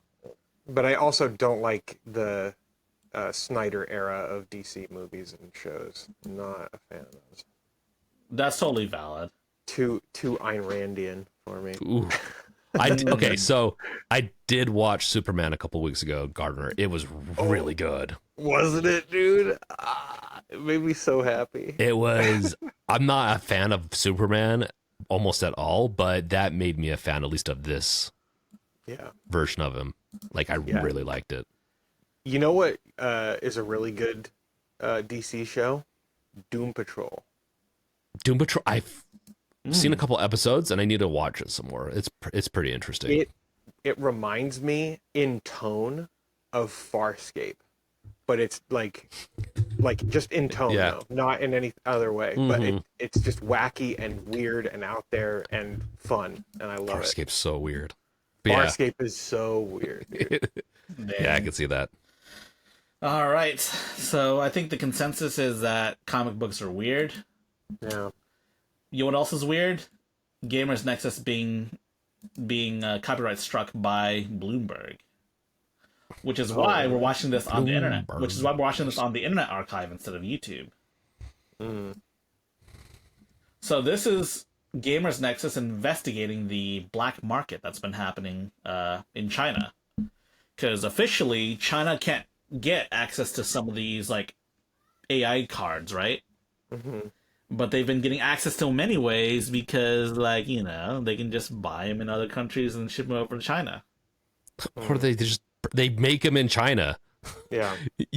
Come on, they can easily steal a couple when they make them there. Like, I'm sure they do, but they probably don't do too much. They got to keep it all they got to keep it all official, quote unquote, right? Yeah, they're probably overproducing and then just taking a piece of it from these factories. But yeah, essentially, officially speaking, NVIDIA is not supposed to be exporting these to China. Officially. Aren't they being created in China, or are they creating them in Taiwan? I think the chips themselves are being created in China. I mean, Taiwan. Okay, but then they're assembled in China, right? I would imagine. I really hate the concept that you can create something in a country, then it has to be exported to that country. Is that even a thing? Like, I don't know. Like, I don't know. Fucking create it somewhere else then. I don't know. That's so weird. But anyways, so Bloomberg copyright struck Gamers Nexus because they used in fair use. They used footage of, I think, their interview with President Donald Trump. Which I think is crazy to me that they can do that. The Dawn. No, how much of the footage did they use? That is fair use. They can't do that. Let me pull up the Gamers Nexus post. Right? Unless I'm mistaken, they really can't do that. I don't know how much of this. I mean, it's a 3-hour video. Fair use is a legal defense. And so they can do that, but he has to now prove, like Gamers Nexus now has to prove that it was fair use and the copyright strike. That's my point. That's my point, though. Like, if it's fair use, they can't. Like, they can get counterfeit and stuff like that. Yeah, it's. Yeah. I mean, you can do about anything, but there's. Yeah, I don't know how much of that clip they used, but I can't imagine it being too much, given that this is a fucking 3-hour-long video. Which is kind of I need to find time. I need to set aside time to watch these videos because, man, 3 hours is just a long time. Probably at like work or something. Investigating smuggling, corruption, government, black market. I'm kind of curious. I'll have to watch it, but I don't know. Gamers Nexus is kind of giving me a sour taste on some of his stuff in the past. For what it's worth, I do think Gamers Nexus does do good work when they really focus on like the corporate side of things or like shit like this, and less when like Linus Tech Tips is involved. No, I don't know. They have like really sullied yeah, they've really sullied their reputation for me with the drama bullshit that they've engaged in. I like literally stopped following them because of like the stuff they were dredging up with LTT. But at the same time, they have done some good work in the past, and it's why I did follow them. So Yeah. Same. yeah, Like I've enjoyed some of his videos, their videos, but I just don't like the drama. It was just like there was no point when there's so much other like this. Like this is a good thing to go after, I think. But Like I think he had some valid points in the Linus Tech Test videos talking about how Linus does like leaves errors in videos knowingly. Though I think he should have just addressed that behind the scenes. He'd be like, like DM Linus behind the scenes and be like, oh, I noticed that yada yada yada in this video was incorrect. I think you should change that. And if Linus doesn't, then I think I don't know if that'd be probable cause for making a drama video, but like I don't know if it's that big a deal. That's the point. Like it just feels like trying to just split the community, and we don't need that. To be fair though, there was a video at like LTT Expo where one of the guys at LTT was saying, unlike Gamers Nexus, we run the numbers every single time we do the tests. So I think maybe they felt slighted by that clip of someone saying that at LTT Expo. Once again, I don't know the drama between the two. I don't know how long it's been going on. Some of it could be behind the scenes. I don't like it. If LTT did the same thing, went after Gamers Nexus really hard, and not in a counter response, I wouldn't like that either. Yeah, it'd really sour me, and I've already been soured with LTT a little bit. So LTT has some good video ideas that aren't like straight benchmarking. Like I like their video with Scrapyard Wars. Scrapyard Wars is so good. That's gotta be so hard. They made a new Scrapyard Wars where it's not just building a PC this time; it's also building an entire like home theater setup. Yeah, which includes speakers and like a display, a TV. They soured me on that one because they got too competitive on it and tried to go too weird. I'm like, it's supposed to be just for the fun of it. It almost felt like they were cheating at times, but well, yeah. But yeah, I think it's terrible. But hey, the video's on the Internet Archive and also Billy. And you know it's some shit when Billy lets you keep it up at the fucking YouTube count. So it just goes over the black market stuff. That's just like, right? Anything like really shocking out of it, but you haven't watched the whole thing.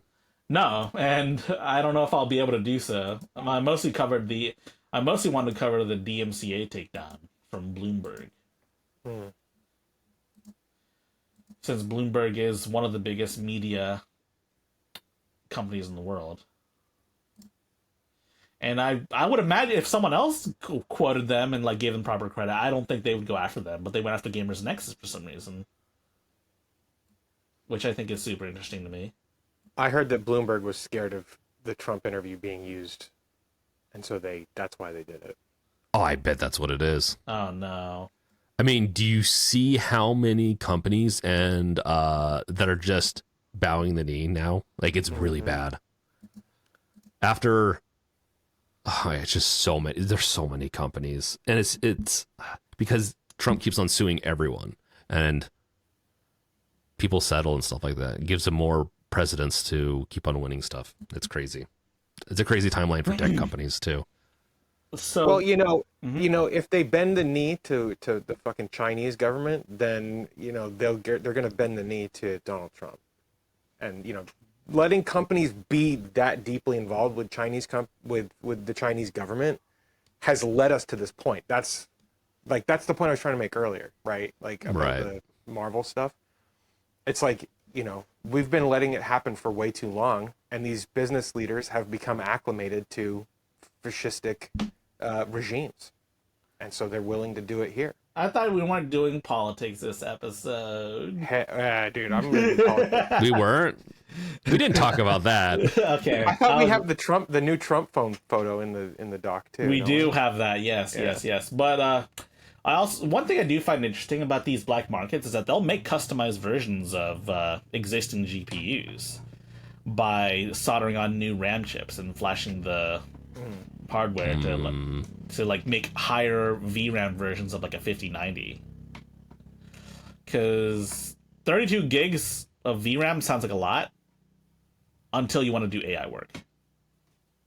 It's very little. Yeah. So that's why they've been soldering chips onto 5090s and making higher VRAM versions of them in China. I mean, to be fair, do it.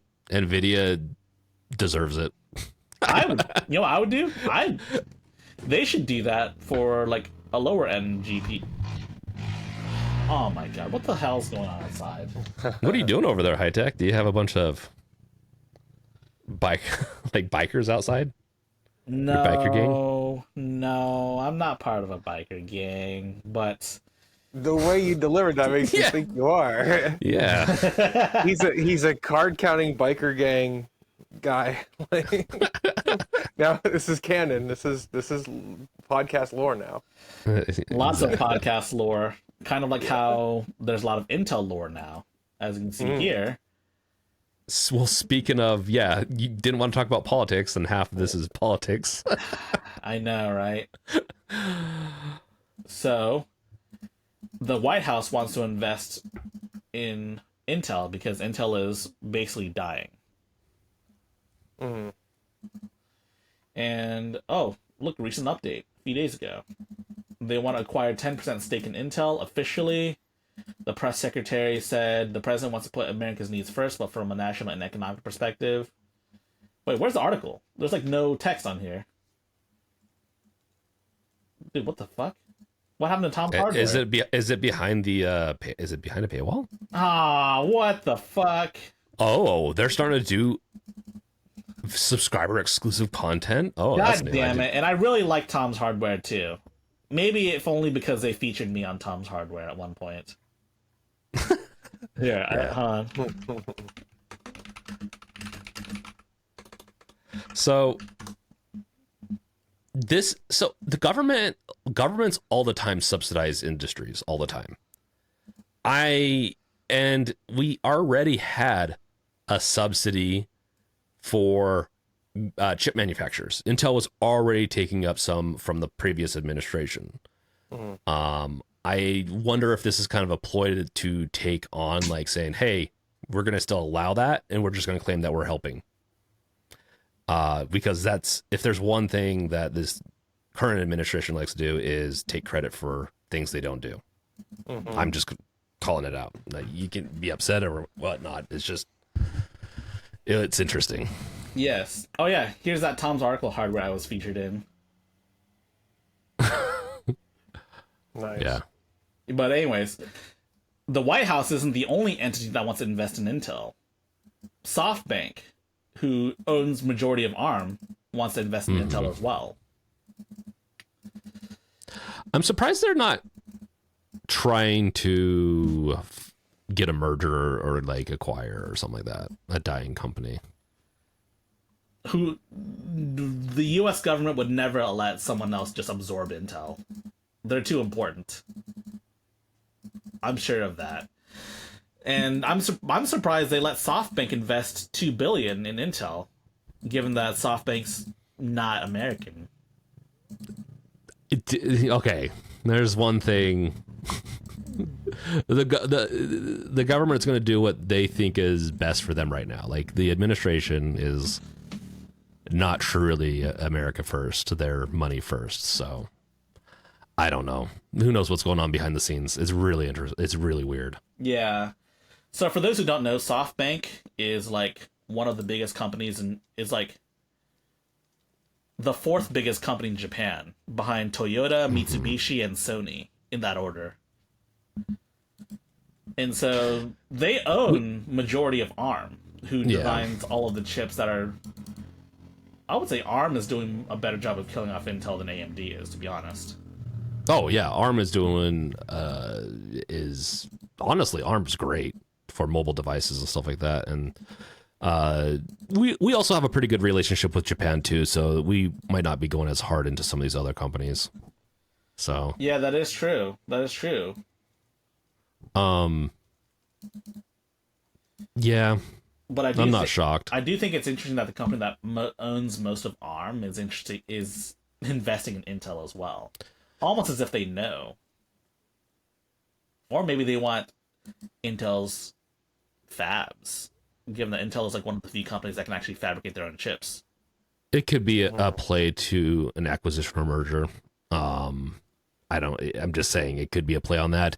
It could also be if they noticed the government's going to be investing more into them. They could also be, well, okay, this could be a little bit of a cash cow of getting some of that.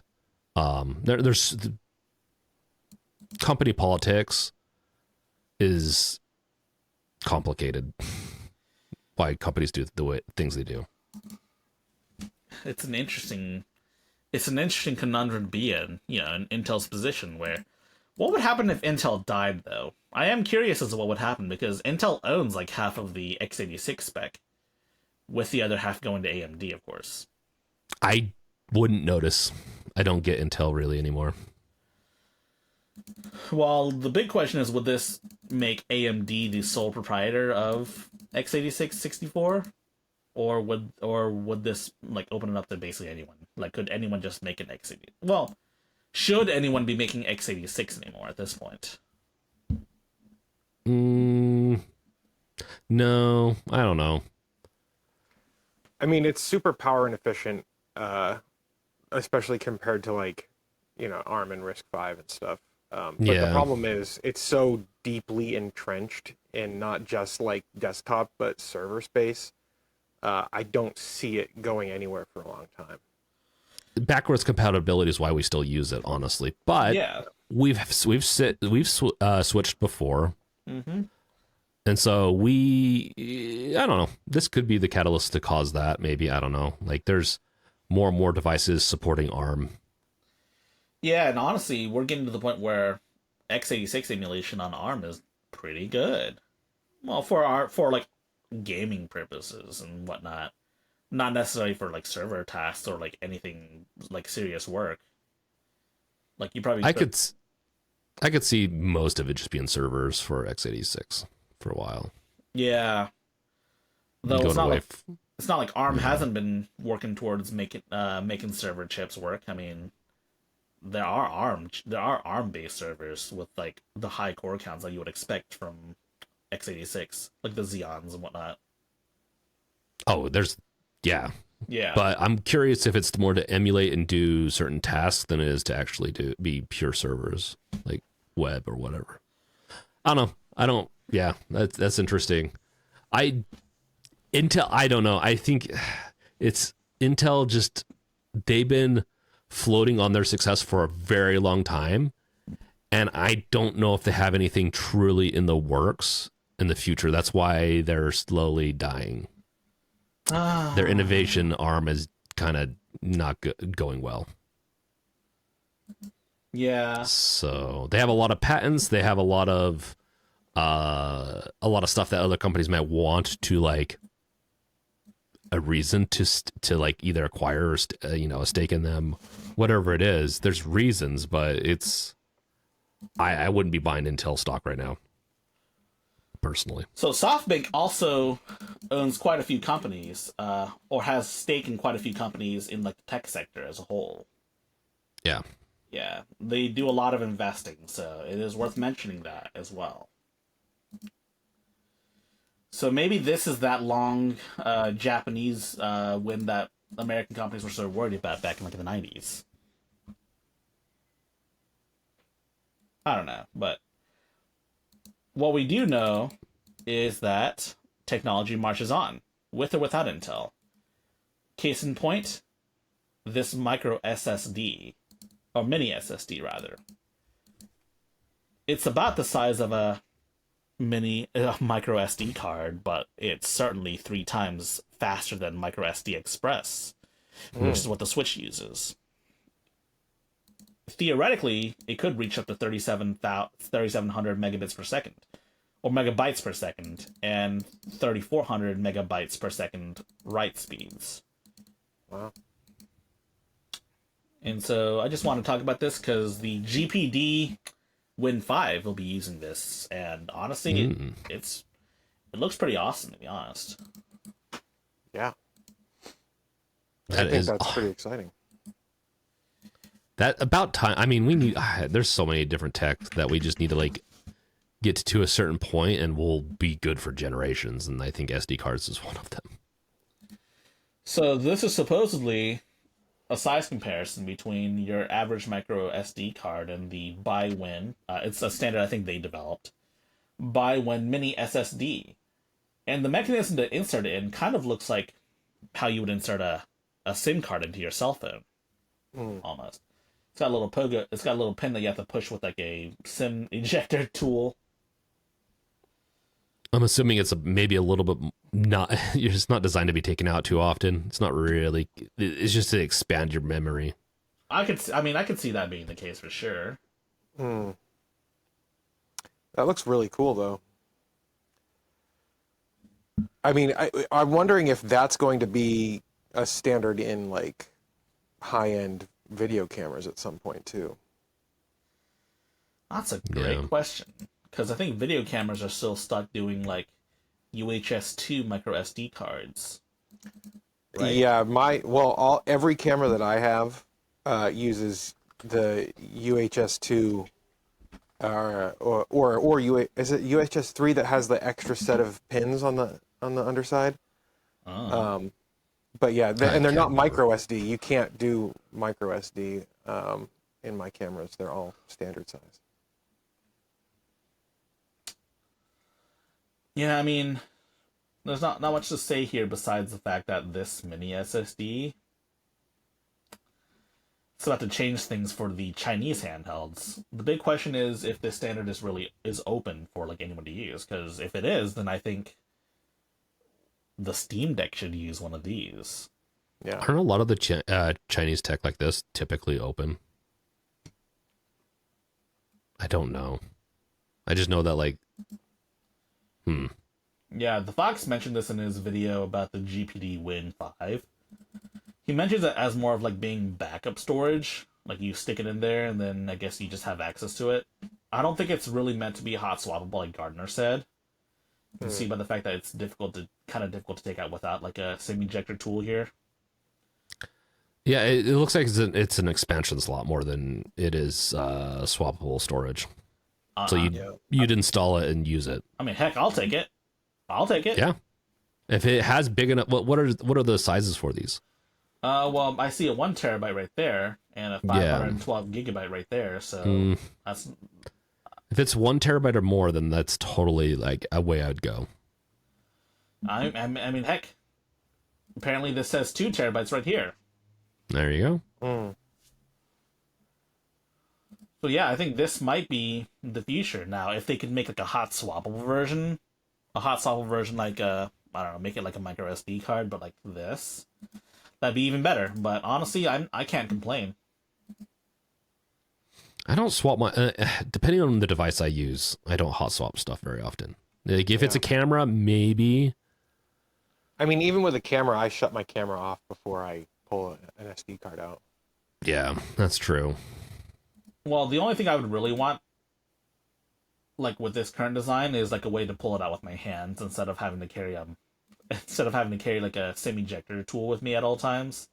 Yeah, I'm curious if like the structure of the card itself just can't support physically being pushed in to then have it pop out. You know, that's honestly the pins on the bottom. A bunch of it looks like it's not meant to really be removed like an SD card. Yeah. It makes sense, I guess. I mean, in its current form, I mean, I guess I don't mind that much. I just want an easier mechanism to take this card out besides using, like, a SIM ejector tool. I think that's the point. They don't want it to be easy because it obviously has some downsides to doing that. That's probably what they're... Fair enough. Yeah. Fair enough. It's not meant to be removed often. Still, though, it's very cool. Like... It's a mini SSD, right? Yeah, who the fuck made this thumbnail? ChatGPT. God damn it. I don't know. But guess what? It's not going into a Switch 2 because it doesn't have the slot. But Valve, if you're actually making a Steam Deck 2, which I know you are, I think it's time for you to add one of these to the Steam Deck 2. While you're at it, add 2 for me. Well, yeah. Yeah. I mean, the GPD Win 5 has both one of these and a micro SD slot, supposedly. I'd take both. Yeah. I mean, let me look at the specs again. Let's see. Okay. Wait, Genki has this on a blog? Let's see. Storage. Hold on, they said a new slot for... It's not a new swap, kind of like swapping out game cartridges.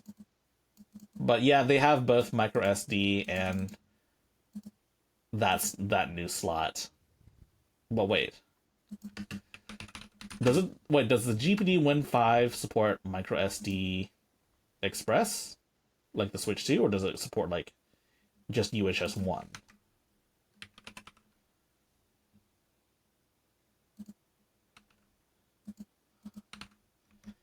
It just says standard micro SD, which tells me that it's probably just UHS 1 and not like micro SD Express. Whatever, but anyways, this new SSD is very cool. Please, other companies adopt this tech. I agree. I am back and forth on like agreeing with you on making it easier to put it, like making it more cartridge, even if it's a little bigger, having a protective casing on it. Like maybe not make it easier, but make it toolless at least. Yeah. I want to make it so I'm curious. Those pins are the bottom portion scares me a little. That I'd want if it. Yeah, I don't know. It's interesting. I like it as an expandable option. Oh, we should ask the Fox about this since he has one. Oh yeah, by the way, you know how last episode I said that I would ask the Fox about if it's pocketable? No, I asked him. Oh, okay. He responded after the show, after we recorded, but unfortunately, it's about the size of an ROG Ally, so no, it's not pocketable, unless you like have cargo pants or whatever. Wear cargo pants. I don't think he wears cargo pants, though. Well, he could. No. He could, but I don't think he does. Yeah. But yeah, speaking It's a skill issue. Speaking of things that are pocketable, the Trump phone is pocketable, but it looks like there might be lawsuits happening. More specifically, with Spigen, because if you zoom in here in this image, you can see their logo like right in the middle of the U.S. flag right here. United States of Spigen. United States of Spigen. I love it. It's a Photoshop S25 Ultra with a Spigen case. And this isn't even the phone itself. It's just an S25 Ultra, which, by the way, I do have. Wow, shit. I have an S25 Ultra? Does that mean I have the Trump phone? You have the Trump phone? I have the Trump phone? Wow. Shame on you. And it's made in America, right? Duh. How could the Trump phone not be made in America, man? But really though, it's so tacky. The last time we saw anything like this was probably the Pablo Escobar phone, if you guys remember that controversy. What? When was that? That was a couple of years ago. Yeah. So they sent like gold wrapped like Samsung phones to like MKBHD, Mr. Who's the Beast, not Mr. Beast, sorry, the boss. Mr. Who's the Boss, and other like phone guys, and all of them noted that they were all in fact Pablo Escobar. They were not Pablo Escobar phones. They were Samsung phones. Still probably better than this. Like, I don't know. I just don't know what they're thinking with this. Well, like, if you're gonna grift, at least grift a little better. Yes. The point of a grift, though, is to get the low-hanging fruit. The less work you do as a grifter by attracting the low-hanging fruit, the better, the more profit you make, right? I mean, Like, I feel that's like that's why all those like scam emails like that are like, "Hello, dear," you know, like, and then with all the misspellings and everything, they intentionally put the misspellings in there to like weed out the smart people who are going to waste their time. it also makes it sound like it's from a person too. Yeah, that's true. I don't know, man. I feel like they could have used. They definitely didn't use generative AI. I can tell you that. It'd look better. It would look better. That's how bad this is. Yes, it's a poorly photoshopped American flag over this Spigen logo. It's kind of a shame too, because Spigen makes good cases. I have a Spigen case too, but it's not a gold one like this. Is that photoshopped? It has. I mean, I don't know. It could be also laser etched. They could have gotten a Spigen case and just laser etched it. But it's not even But it's not even like the phone. No, it's the case. They got a case, and they think they spray painted it and laser etched it or something. I don't even think they actually took this picture themselves, to be honest. But that's just me. You're probably right. I don't know. Because like It looks so bad. It looks so like shit, man. It's really low quality too. Look how tacky this one here looks. It's like a one, but with like a bunch of stars in it. That's super fucking tacky. Yeah, I thought it was like a tie at first. I was like, why is there a tie there? TI? No, T1? I don't know, man. Terminator. The T1 Terminator. I meant like a necktie. I thought the one looked like a necktie. Oh. Yeah. Well, that's also yeah, fucking Trump can't design good logos or hire people to do good logos.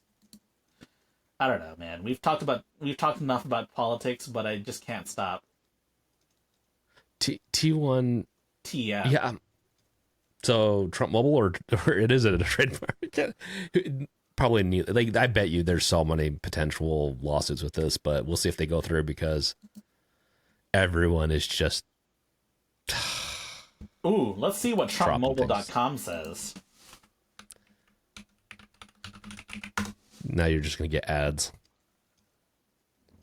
Hey, that's not That's not the president. I don't want his face on there. The 4750 plan. Yeah, is that? Yeah, this kind of looks like Pewds. PewDiePie? I can't believe he would do this. PewDiePie! Is that Pewds? Man, that's crazy. Hey, you know how you can tell this is a Trump website? Because of how shitty it is? No, there's no people of color as the models. I don't know. She looks like she could be a person of like vague color. Vague ethnicity. I think Yeah, that's just ambiguous ethnicity. The logo's bad. That's how you know if it's a Trump product. It's the branding is bad. Oh, you could the be site's fine. Oh, you could be a dealership. You could be a Trump dude, dealership. Guys, you could be a dealer. Should we become Trump dealers here on the podcast? Dude, that would be so crazy. That's our side hustle. Dude, I mean, honestly, it'd be nice to make some money off of some stupid people, but dude, I don't know if anyone's going to buy it, though. I doubt we'll get any phones to sell people anyways. What is the 47 plan?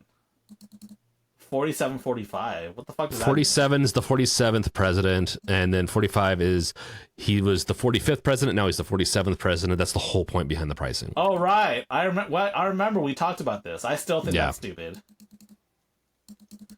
Yeah. Why on earth would you be the 47th president? Could it not just go back to being the 45th president? Nah, it's kind of how it works, though. It's stupid. It's not stupid. I don't know. It's just how it works. I think that's how it's worked before, because we've had presidents stop being president and then be president again. Trump's not the first one to do this. Yeah. And so that's how we did it before. That just means that we don't have 47 presidents. That just means we have like 3 presidents, I think, probably, right? I don't know how many presidents did this. Yeah, it's based on term, though. So that's how many terms no. Yeah, not terms, I guess I should say.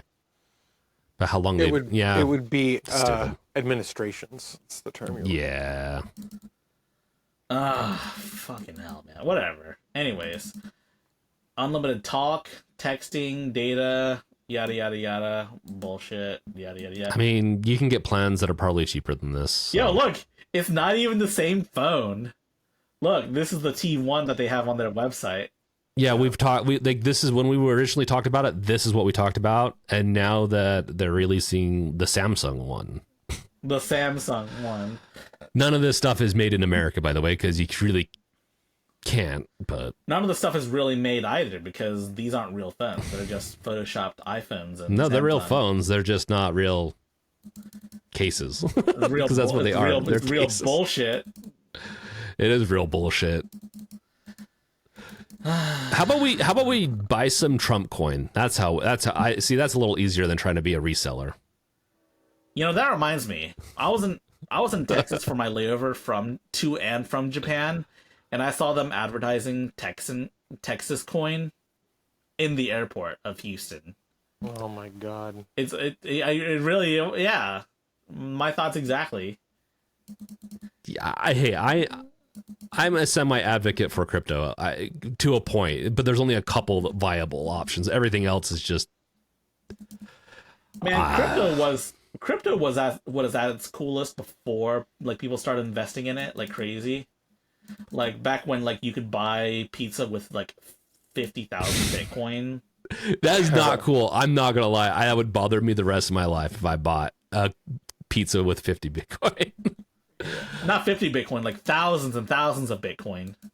1 Bitcoin would bother me. Let's just say that. Yeah, imagine how much worse it would get when... Hold on. I gotta see how many Bitcoin that pizza costs.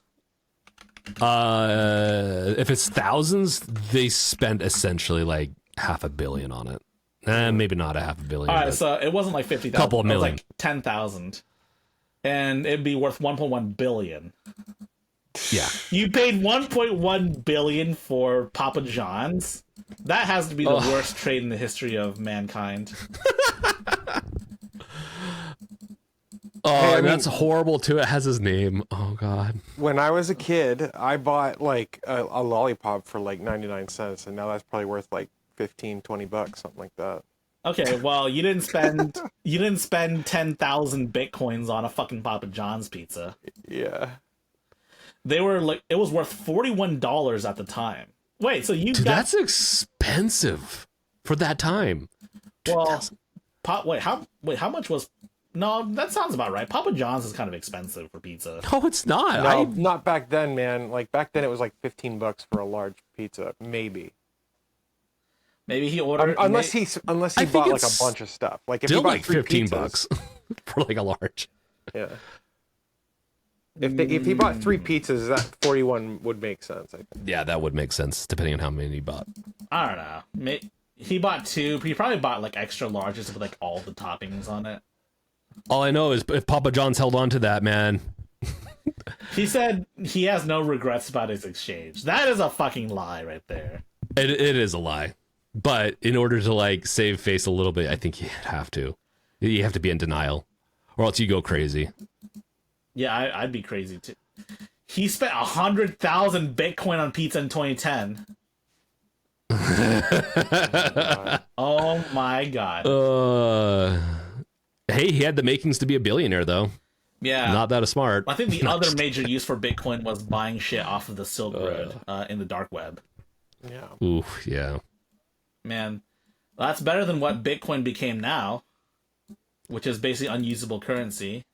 What do you mean it's unusable? It's usable. Just depends on where you're using it. All right, well... It's usable on the Silk Road. True. Or whatever is taking its place. All right. But here's... Yeah, so Spigen, Trump phone, bad. Spigen, good. I have a Spigen case on my phone. It's pretty good. It served me well. Not this one though. Mine has like a design in the back. That doesn't look tacky. You should get a gold one. You should paint it gold and just pretend like that's the grift right there. You just sell phones that have the case painted gold. Just say it's a Trump phone. Dude, that'd be so crazy. Or sell the cases that say Trump on it and just grift off it. Sorry. Okay. All right. I think we beat this topic to death. Yes. Now it's time for us to talk about the worst movie of this year, War of the Worlds. So it's based on the classic H.G. Wells novel. And, it's got Ice Cube. That's how you know it's good. Hey, man, Ice Cube's fun. Ice Cube's pretty funny, even if it's in a shitty movie like this. But, like, have you seen 21 Jump Street? That's such a good movie. Yeah, isn't he like somewhat of a Trump guy? Is he? I don't know. I don't know. I don't follow celebrities. Most of the time, celebrities make it easy to separate the art from the artist, unless you're like Kevin Spacey. There's a couple. There's a couple you can't really separate. There's the guy that played Superman back in the 90s who joined ICE. That's an interesting one. What? Oh, yeah. Wait, what? Hold on. That's such a weird one. Why would he join ICE? He's a celebrity. He could probably make a shitload of money being in movies. I thought celebrities were all about... No. Well, after that role, I think he directed, like, puppy movies or something. Maybe something like that. I don't know. We're not even on. It made me think of that. Especially Ice being an Ice Cube. Yeah. No, but like, I'm going to correct you a little bit on this, High Tech. From my understanding, this is the worst rated movie of all time. Of all time? I think so. Damn. They must At least as of right now, but that could change, you know. It must be a banger then. We have to watch it. It's bad. It's bad. Do you know how it plays out? You watch Ice Cube react. Essentially, it's for anyone that likes React content. React to the end of the world through a monitor. So it's like that one movie, Unfriended or whatever. It's like a horror movie that takes place on... Unfriended's much better. I'm just telling you. It's much better. You're calling that much better? Damn, this must be this really must be that bad. It's pretty bad. Now we have to watch it, though. It's crazy, man. Oh, I've seen some clips of it. It's hilarious. Watch.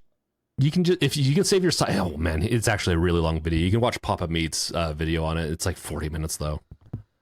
That's cray. But apparently this was made during COVID, so it's a result of COVID that this movie is like this. Yeah, I mean, I'm sure. Sure, whatever. Like, there's a lot of movies that came out because around COVID, after COVID, that didn't look like this. So, I'm sorry. I don't care if that's what they want to use as an excuse. I mean, own that shit, man. It's one of the greatest bad movies ever. It's probably going to go down in history like The Room. It's going to be a cult classic probably. So maybe we do need to watch it. But this is how bad it is. One of the main characters that that's dating his daughter is an Amazon driver. And he uses tape to save someone. He utilizes his Amazon driving skills to save the day and stuff. It is that bad. Hey man, that's just accurate to the Amazon experience. They'd make you still work even when there's an alien invasion. Yeah, it's bad. It would have been more realistic if the Amazon driver had to save the world by throwing her piss bottle at the robots. That would be fun. Like make a Molotov cocktail. No. Hey man, maybe you should write the War of the Worlds too. Dude, I will, man. You don't even try it. Don't even tempt me. And I think this movie is on Amazon Prime too. So yeah, it's all fucking. It's an Amazon movie. Yeah. Amazon Prime. So I think it was released by Universal Pictures on Amazon. I think Amazon is it's an Amazon commission or something like that. I don't know. It has a main character that's an Amazon driver, and it's very much it screams sponsored by Amazon. Dude, best film ever made.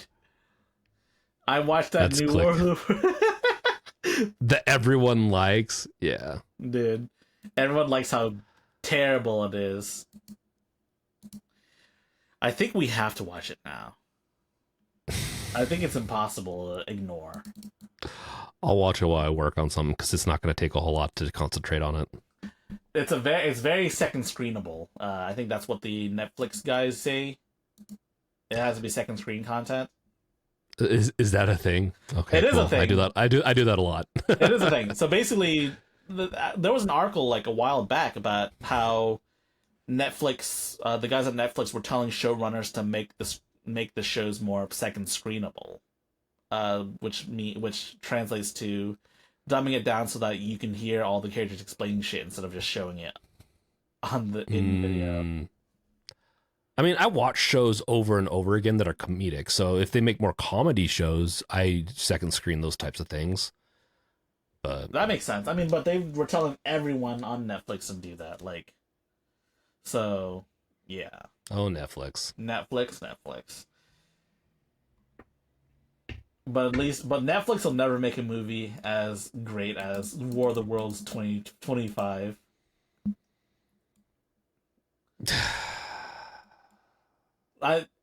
More celebrities should just take more schlock jobs and just do it and just send it. You get masterpieces like this. Hey, I'm not against getting some good cult classics. Dude, I'm not against either. I don't know. This one is a pretty bad one. We gotta watch it at some point. The hacking in it, pretty much it showcases that like we're in a surveillance system where he's just taking over everything with his computer. He hacks his daughter's fridge. Yeah, right. Yeah, I saw a clip of him like looking in his daughter's fridge, like, and it's got like the AI.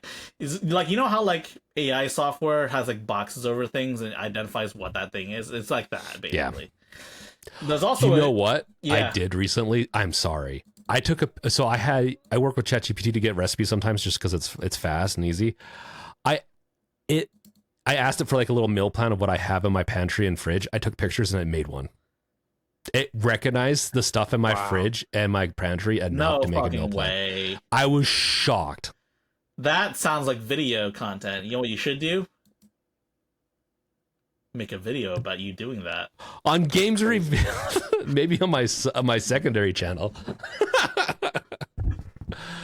What if you told AI to tell you what to play?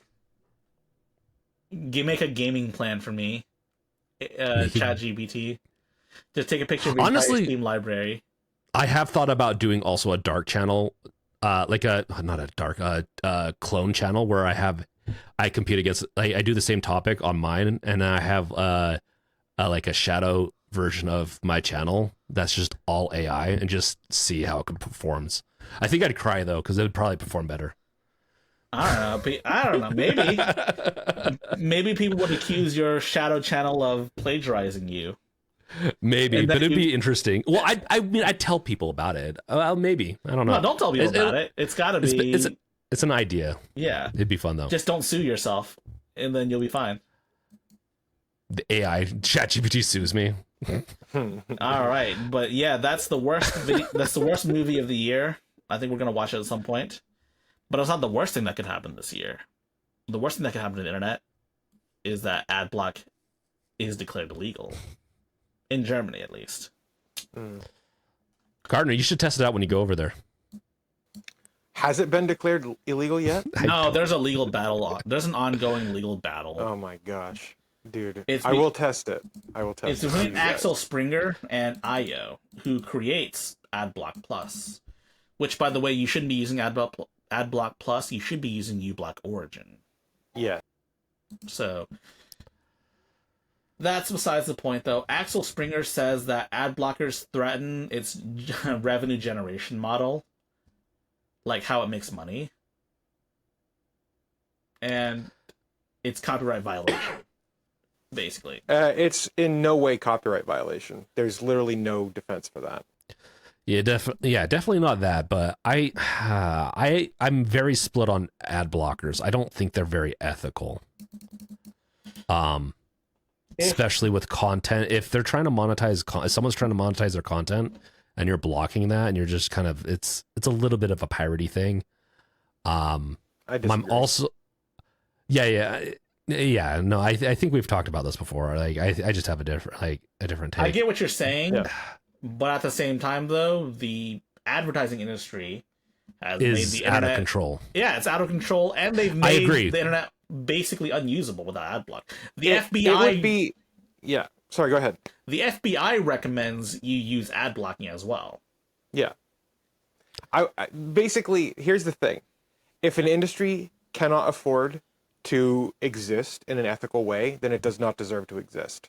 And so, yes, I make some money from advertising on YouTube. But I actively encourage my viewers to use AdBlock because the industry is completely unethical, and it's just wrong. I see it as both unethical. Both sides are unethical on this, but it's at the end of the day, if the advertising industry didn't exist through like what is equivalent to a digital panopticon, then I would say you have a point, and that it would be unethical. Like, but it is all surveillance based, and it will never stop being surveillance based until something changes. And what that is that these companies we need to hold them accountable, and by using AdBlock, I think we're trying to hold them accountable. I think it's going to come down to legal, and it's coming right here. Like, it's going to you're going to have protections, or you're going to have them sued and make it illegal to have ad block. So this is all going to accumulate down to legality. Like, you're going to be handling this in the courts and stuff. Well, what right? This is like a legitimate question, like that I don't know the answer to. But what right does a website or any other company or service have to use my electricity and my bandwidth to show me ads from your service? You can fuck right off with that. I'm sorry. I agree, but then don't use the service. Right, but literally they all are doing it. I know they're all doing it. That's what sucks. Like, that's the hardest part about all this is, like, if you want capitalism, that's how capitalism works. You're supposed to have competition and go somewhere else that doesn't do it as much. And that's why paid, it's just really hard because no one wants to pay for content or anything on the internet anymore. They just want to sell themselves. That is their fault for giving everything away for free, and relying on ads. So it's not for free. It's an exchange. It's like Google costs something. These services cost something. But the perception is that it's free, and that's Facebook can shape people's expectations. These companies can shape the expectations of what it means to have a website, to use a service, whatever. And they give stuff away for free in exchange for ads, but like the when it comes right down to it, these companies are like using unethical means to collect way more information than anyone should be comfortable with. More than they need, and it's to fuel dark patterns more than anything. I agree with you, Gardiner. I think both are a little. I think both are unethical. I definitely think it comes down to, though, like, I definitely think these companies are more unethical. Yeah. And it depends on like where you're going. Like, if it's Facebook, sure, whatever. I kind of just look at like content creators and stuff like that. I feel like they get screwed over more and more if they're trying to rely on that ad revenue, and being blocked. And I don't think a lot of ads are that bad on YouTube, but then there's also some. It's just Well, I'm talking. Well, when I say hate ads, I'm talking less about YouTube ads. Like, okay, yeah, I don't like YouTube ads either, but people block them all the time, and they complain about them. But what I'm talking about are like the golden age of adware on fucking computers. You know what I'm talking about? The pop-ups, the making a website nigh unreadable, like all of that shit. That especially on mobile, dude. You go to like Wiki. What's the one? What's the Wikia? Wikia, yeah, dude. You go to like one of those websites, and it's literally impossible to navigate. Yeah, it's so one of the reasons I use ChatGPT for recipes sometimes, because if I try to use a website for it, and now that being said, they trained off of recipes that are whatever. We don't need to get into that, I guess, the ethical part of that. But like a lot of recipe websites are really bad with their ads. I can't do it because they'll pop in and out like what I'm trying to read, and I can't use the recipes on there.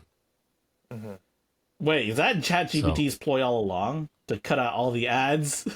So you just use their website? Well, maybe. But it's also unethical. There's a kernel of truth there, high tech. The AI, like the ploy of these AI companies is to like supplant every other alternative and then serve you ads, and their own ads. Like they're trying to disrupt every market with their services. It's a power play. Amazon's been doing it for decades, where they'll make things cheap or free, and then they kill out all the competition. And so, I should be using more ethical AI, and I can technically with my computer, but sometimes ChatGPT is just easier. Because you can use, well, I shouldn't say there's like, it'd be nice to see it more open sourced in a way that where you could utilize some of this stuff, but at the same time, it's still trained in an unethical way. So, well, hopefully by the time we get, I don't know. Hopefully by the time we get to the point where ChatGPT just starts having ads in there, people will have enough computing power to run their own like AI. Like it'll be more accessible to run like DeepSeek or whatever. Yeah. Because right now, running DeepSeek and any of those still requires quite a bit of power. And, it's quite expensive to get those servers up, right? If I get ads in my ChatGPT, it's done. I have other options I can use. I thought that they were already doing ads. No, I haven't gotten any ads. I haven't. I do know that some of my they don't have the really stuff shitty I use. They don't have the really shitty ads yet. I thought they were doing like built-in like what's the word? Like they were like sponsored like responses or some shit. I've yet to get anything like that. Okay. Yeah, same. So, no, I don't. But the thing is, with all these companies, with like, I don't think there's any way to avoid this stuff unless you you put regulations in. Maybe the opposite a little bit of what Germany's doing, but you got to regulate stuff, our data and stuff, and that's how you. That's the only way to win this. I don't think you can win it through people using ad block and all that, because it will eventually get to the point where companies will start suing like this, and then you might make it illegal to even have ad block. So, well, that's what's happening in Germany right now. They're trying to establish that. The whole case is based on this idea that HTML and CSS is protected software, and the ad blocking intervenes in in-memory execution of these, which, I mean, it is true, it does intervene, but it's so not funny. Really though, because so it's so stupid. Well, they have to. Well, they're having to go through the idea that we still haven't proven that HTML/CSS is protected, because it really isn't. Dude, it's over. If they win this, it's over. Yeah, frankly. So bad. That doesn't make any sense, because like if you go back to Nintendo versus Galoob, like Nintendo was trying to claim that like if you used the Game Genie, you were creating a derivative work of their game, which is absolute fucking nonsense, and the court held that it was not copyright infringement. Now that's the US, not Germany, but this is not any kind of copyright infringement. This is not a derivative work. And they have no, there's literally no way that this can pass, as an argument for I just can't, like, it doesn't make any sense. It doesn't make sense. Like, as a developer, right? It doesn't make sense. So are they saying that they own like the HTML and CSS, right? That's what they're saying. Yes, I think that's what they're arguing that They're it's saying protected. you can't modify it too. You can't modify right? it either. Right. But here's the thing. So if they're saying that they own the HTML and the CSS, that's fine, and they definitely do own the output. But do they then own the DOM, like the parsed document object model that's running in your system, in your browser? I mean, that, because it's its own entity. I think that's what they're arguing. Then at that point, I'm not ever going to use the internet again if they actually do own that shit. Like, that's insane. I'm sorry, but I own my computer, and I have the right to compute the way I want to, and I will not use services like that. We need protections for being able to modify, because there's a lot of stuff that can modify this. You can have maybe even accessibility tools being modifying DOM and when sites are running real time. So this is a stupid territory. We'll see if they win or not, and how it cascades out. But I don't think, it's. So let's look into this company that's suing them. Axel Springer sounds like a guy. He sounds kind of sounds like a douche, but he's actually not a guy. It's actually a company based in Germany. So they do all sorts of stuff. They're a publishing house, basically. They probably do like newspapers and shit, right? Sounds like it. Did they come right after World War II? I think they came. It looks like they came. Well, it's a Third Reich industry. Oh no. Oh no.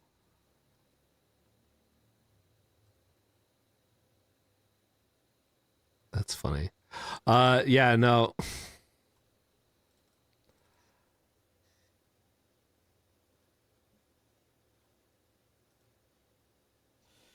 I don't know, man. It's crazy to me that this is happening. I hope that Germany does the right thing and just throws this case out. But let's see. So this is let's see. So if it's deemed illegal, there's a lot of things that could happen. It could change the internet fundamentally forever. Well, for Germans, but Yeah. it could have rippling effects. Throughout Then they the might, entirety of Europe, I think it would. especially Europe, because they'll give them presidents and they'll probably go and try to take it to higher courts, and Europe is definitely much better than like we are with protecting the rights of the people as opposed to companies. So it'd be interesting to see how this plays out. I just don't see them winning. I see this being an intimidation lawsuit. Yeah, I mean, I see it the same way too, but I don't know. I don't fucking know. I mean, ad blocks software gets sued all the time, right? And their people. I don't know if they get these companies sued all the time. I think they're always trying to get taken down. There's so many different. I don't know about sued, but it's a very. I would not want to own an ad blocking company or software or create it, because I'm sure they get so much flack from everything. See, from like, if they're trying to say that ad blocking at the browser level is against the law, then what about like a pie hole, where you're like trapping DNS lookups and stuff like that? It's not modifying the DOM. You're not modifying the website. You're just, making intelligent choices about which kind of network requests you allow. Gardiner, don't you know? Gardiner, don't you know? You don't own any of that shit, dude. Obviously, Dude, That's their data. that's their data. I own my own DNS lookups, my guys. Not anymore. That's what you think. Yeah, I know. Oh man, I'm angry. I don't know if you can tell.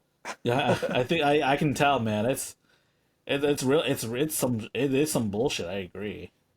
I think if stuff like this passes, we just need to do a hard reset on on The the internet. internet. Yeah. Need to go to the library to get your internet card. Is that what you're saying, Yeah. Gardiner? Yeah. Well, dude, I actually came up with a really good idea to fix the internet. Oh. It's dude, to fix the internet, I actually posted a blog post about it. Let me bring that up real quick. Basically, we make data cost money.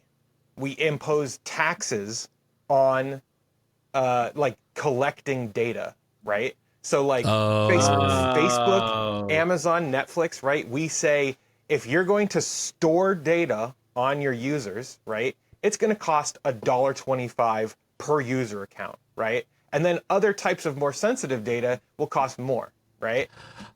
Yeah, I agree with that. And then they're screwed, and they have to delete everything, or else they're going to pay through the nose, like I don't know if I'd go that far. I'd make it really hard on them and then pay for all the services that need to go into like mental health services. No, dark patterns, stuff like that. I think that's a progressive tax. I'd consider that a progressive tax. Yeah. When you said make data cost money, I thought you were talking about like make us pay by the gigabit. I was like, dude, we already do that. We already do that. No. You got to put it on the companies, because otherwise nothing's going to change.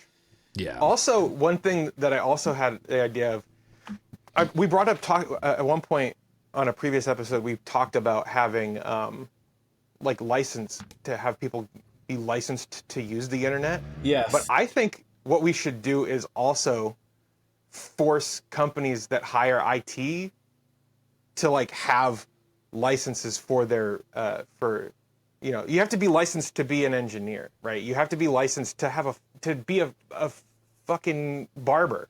Right. So why shouldn't you have to be licensed to work in IT? Like, seriously. I mean, do you not? You got to get your certifications. Like, Yeah, but that's all private regulation certifications. Yeah. It has nothing to do with like. You don't even have to, really. That's just one that they impose. Yeah. You do need to get like clearances, and I don't know about licenses for like governmental work, but Yeah. But that's different. that is a little different. Yeah. I definitely think there's better ways to improve all this, but Yeah. and definitely I feel like we just have lawmakers that just don't understand how it all works. I think we're kind of going the opposite end. Yeah, because they're all like pushing 80. It's ridiculous. Yeah, they're all pushing it, and they're like, well, you have to use your photo ID, which it's easy to circumvent, right? To get into sites, and it's like, maybe make the sites more, try it from the other end. Yeah. Tax them for certain things that they do. That's unethical. Yeah. Or outlaw it. Yeah. Yeah, I mean, I definitely think taxing's the way to go, because that would be a much easier way to pass than trying to outlaw dark patterns. Yeah, and you could sell it to all the business bros as like, this is a way to consolidate your power, and then you screw them over. dude. Because like We'll regulation, like lobbyists would get in the way of it, but it's got to happen. Like there's just literally no way to do anything otherwise. Lobbyists can get in the way, but I mean, the 80-year-olds have to die off sometime. So maybe we'll get some fresh blood eventually. Yeah. Unless it's like a Futurama kind of thing, where they're going to just be putting frickin' head jars. Right. Yeah. Could you see that happening? Man. That'd be crazy. Oh my gosh. If it was able, all those politicians in their 80s would be doing that right now. Yep. Yeah. Because there's no reason that they're still there. They should just retire. There's no reason to be in there once you hit 70. Well, that government paycheck is too good, man. It's like But that's the thing. They have retirement. They can just retire, and I think they still make a lot of that money. Their pensions they actually have them. So there's really no, and most government, like most like senators and all that, they'd be, most of them leave with millions, which is already, and they can go sketch. right into lobbying jobs, which they do, which is sketch. It's so sketch. It's all sketch. Oh well. Oh wow. I Can we think this fix is the the internet? most politically charged episode we've ever done.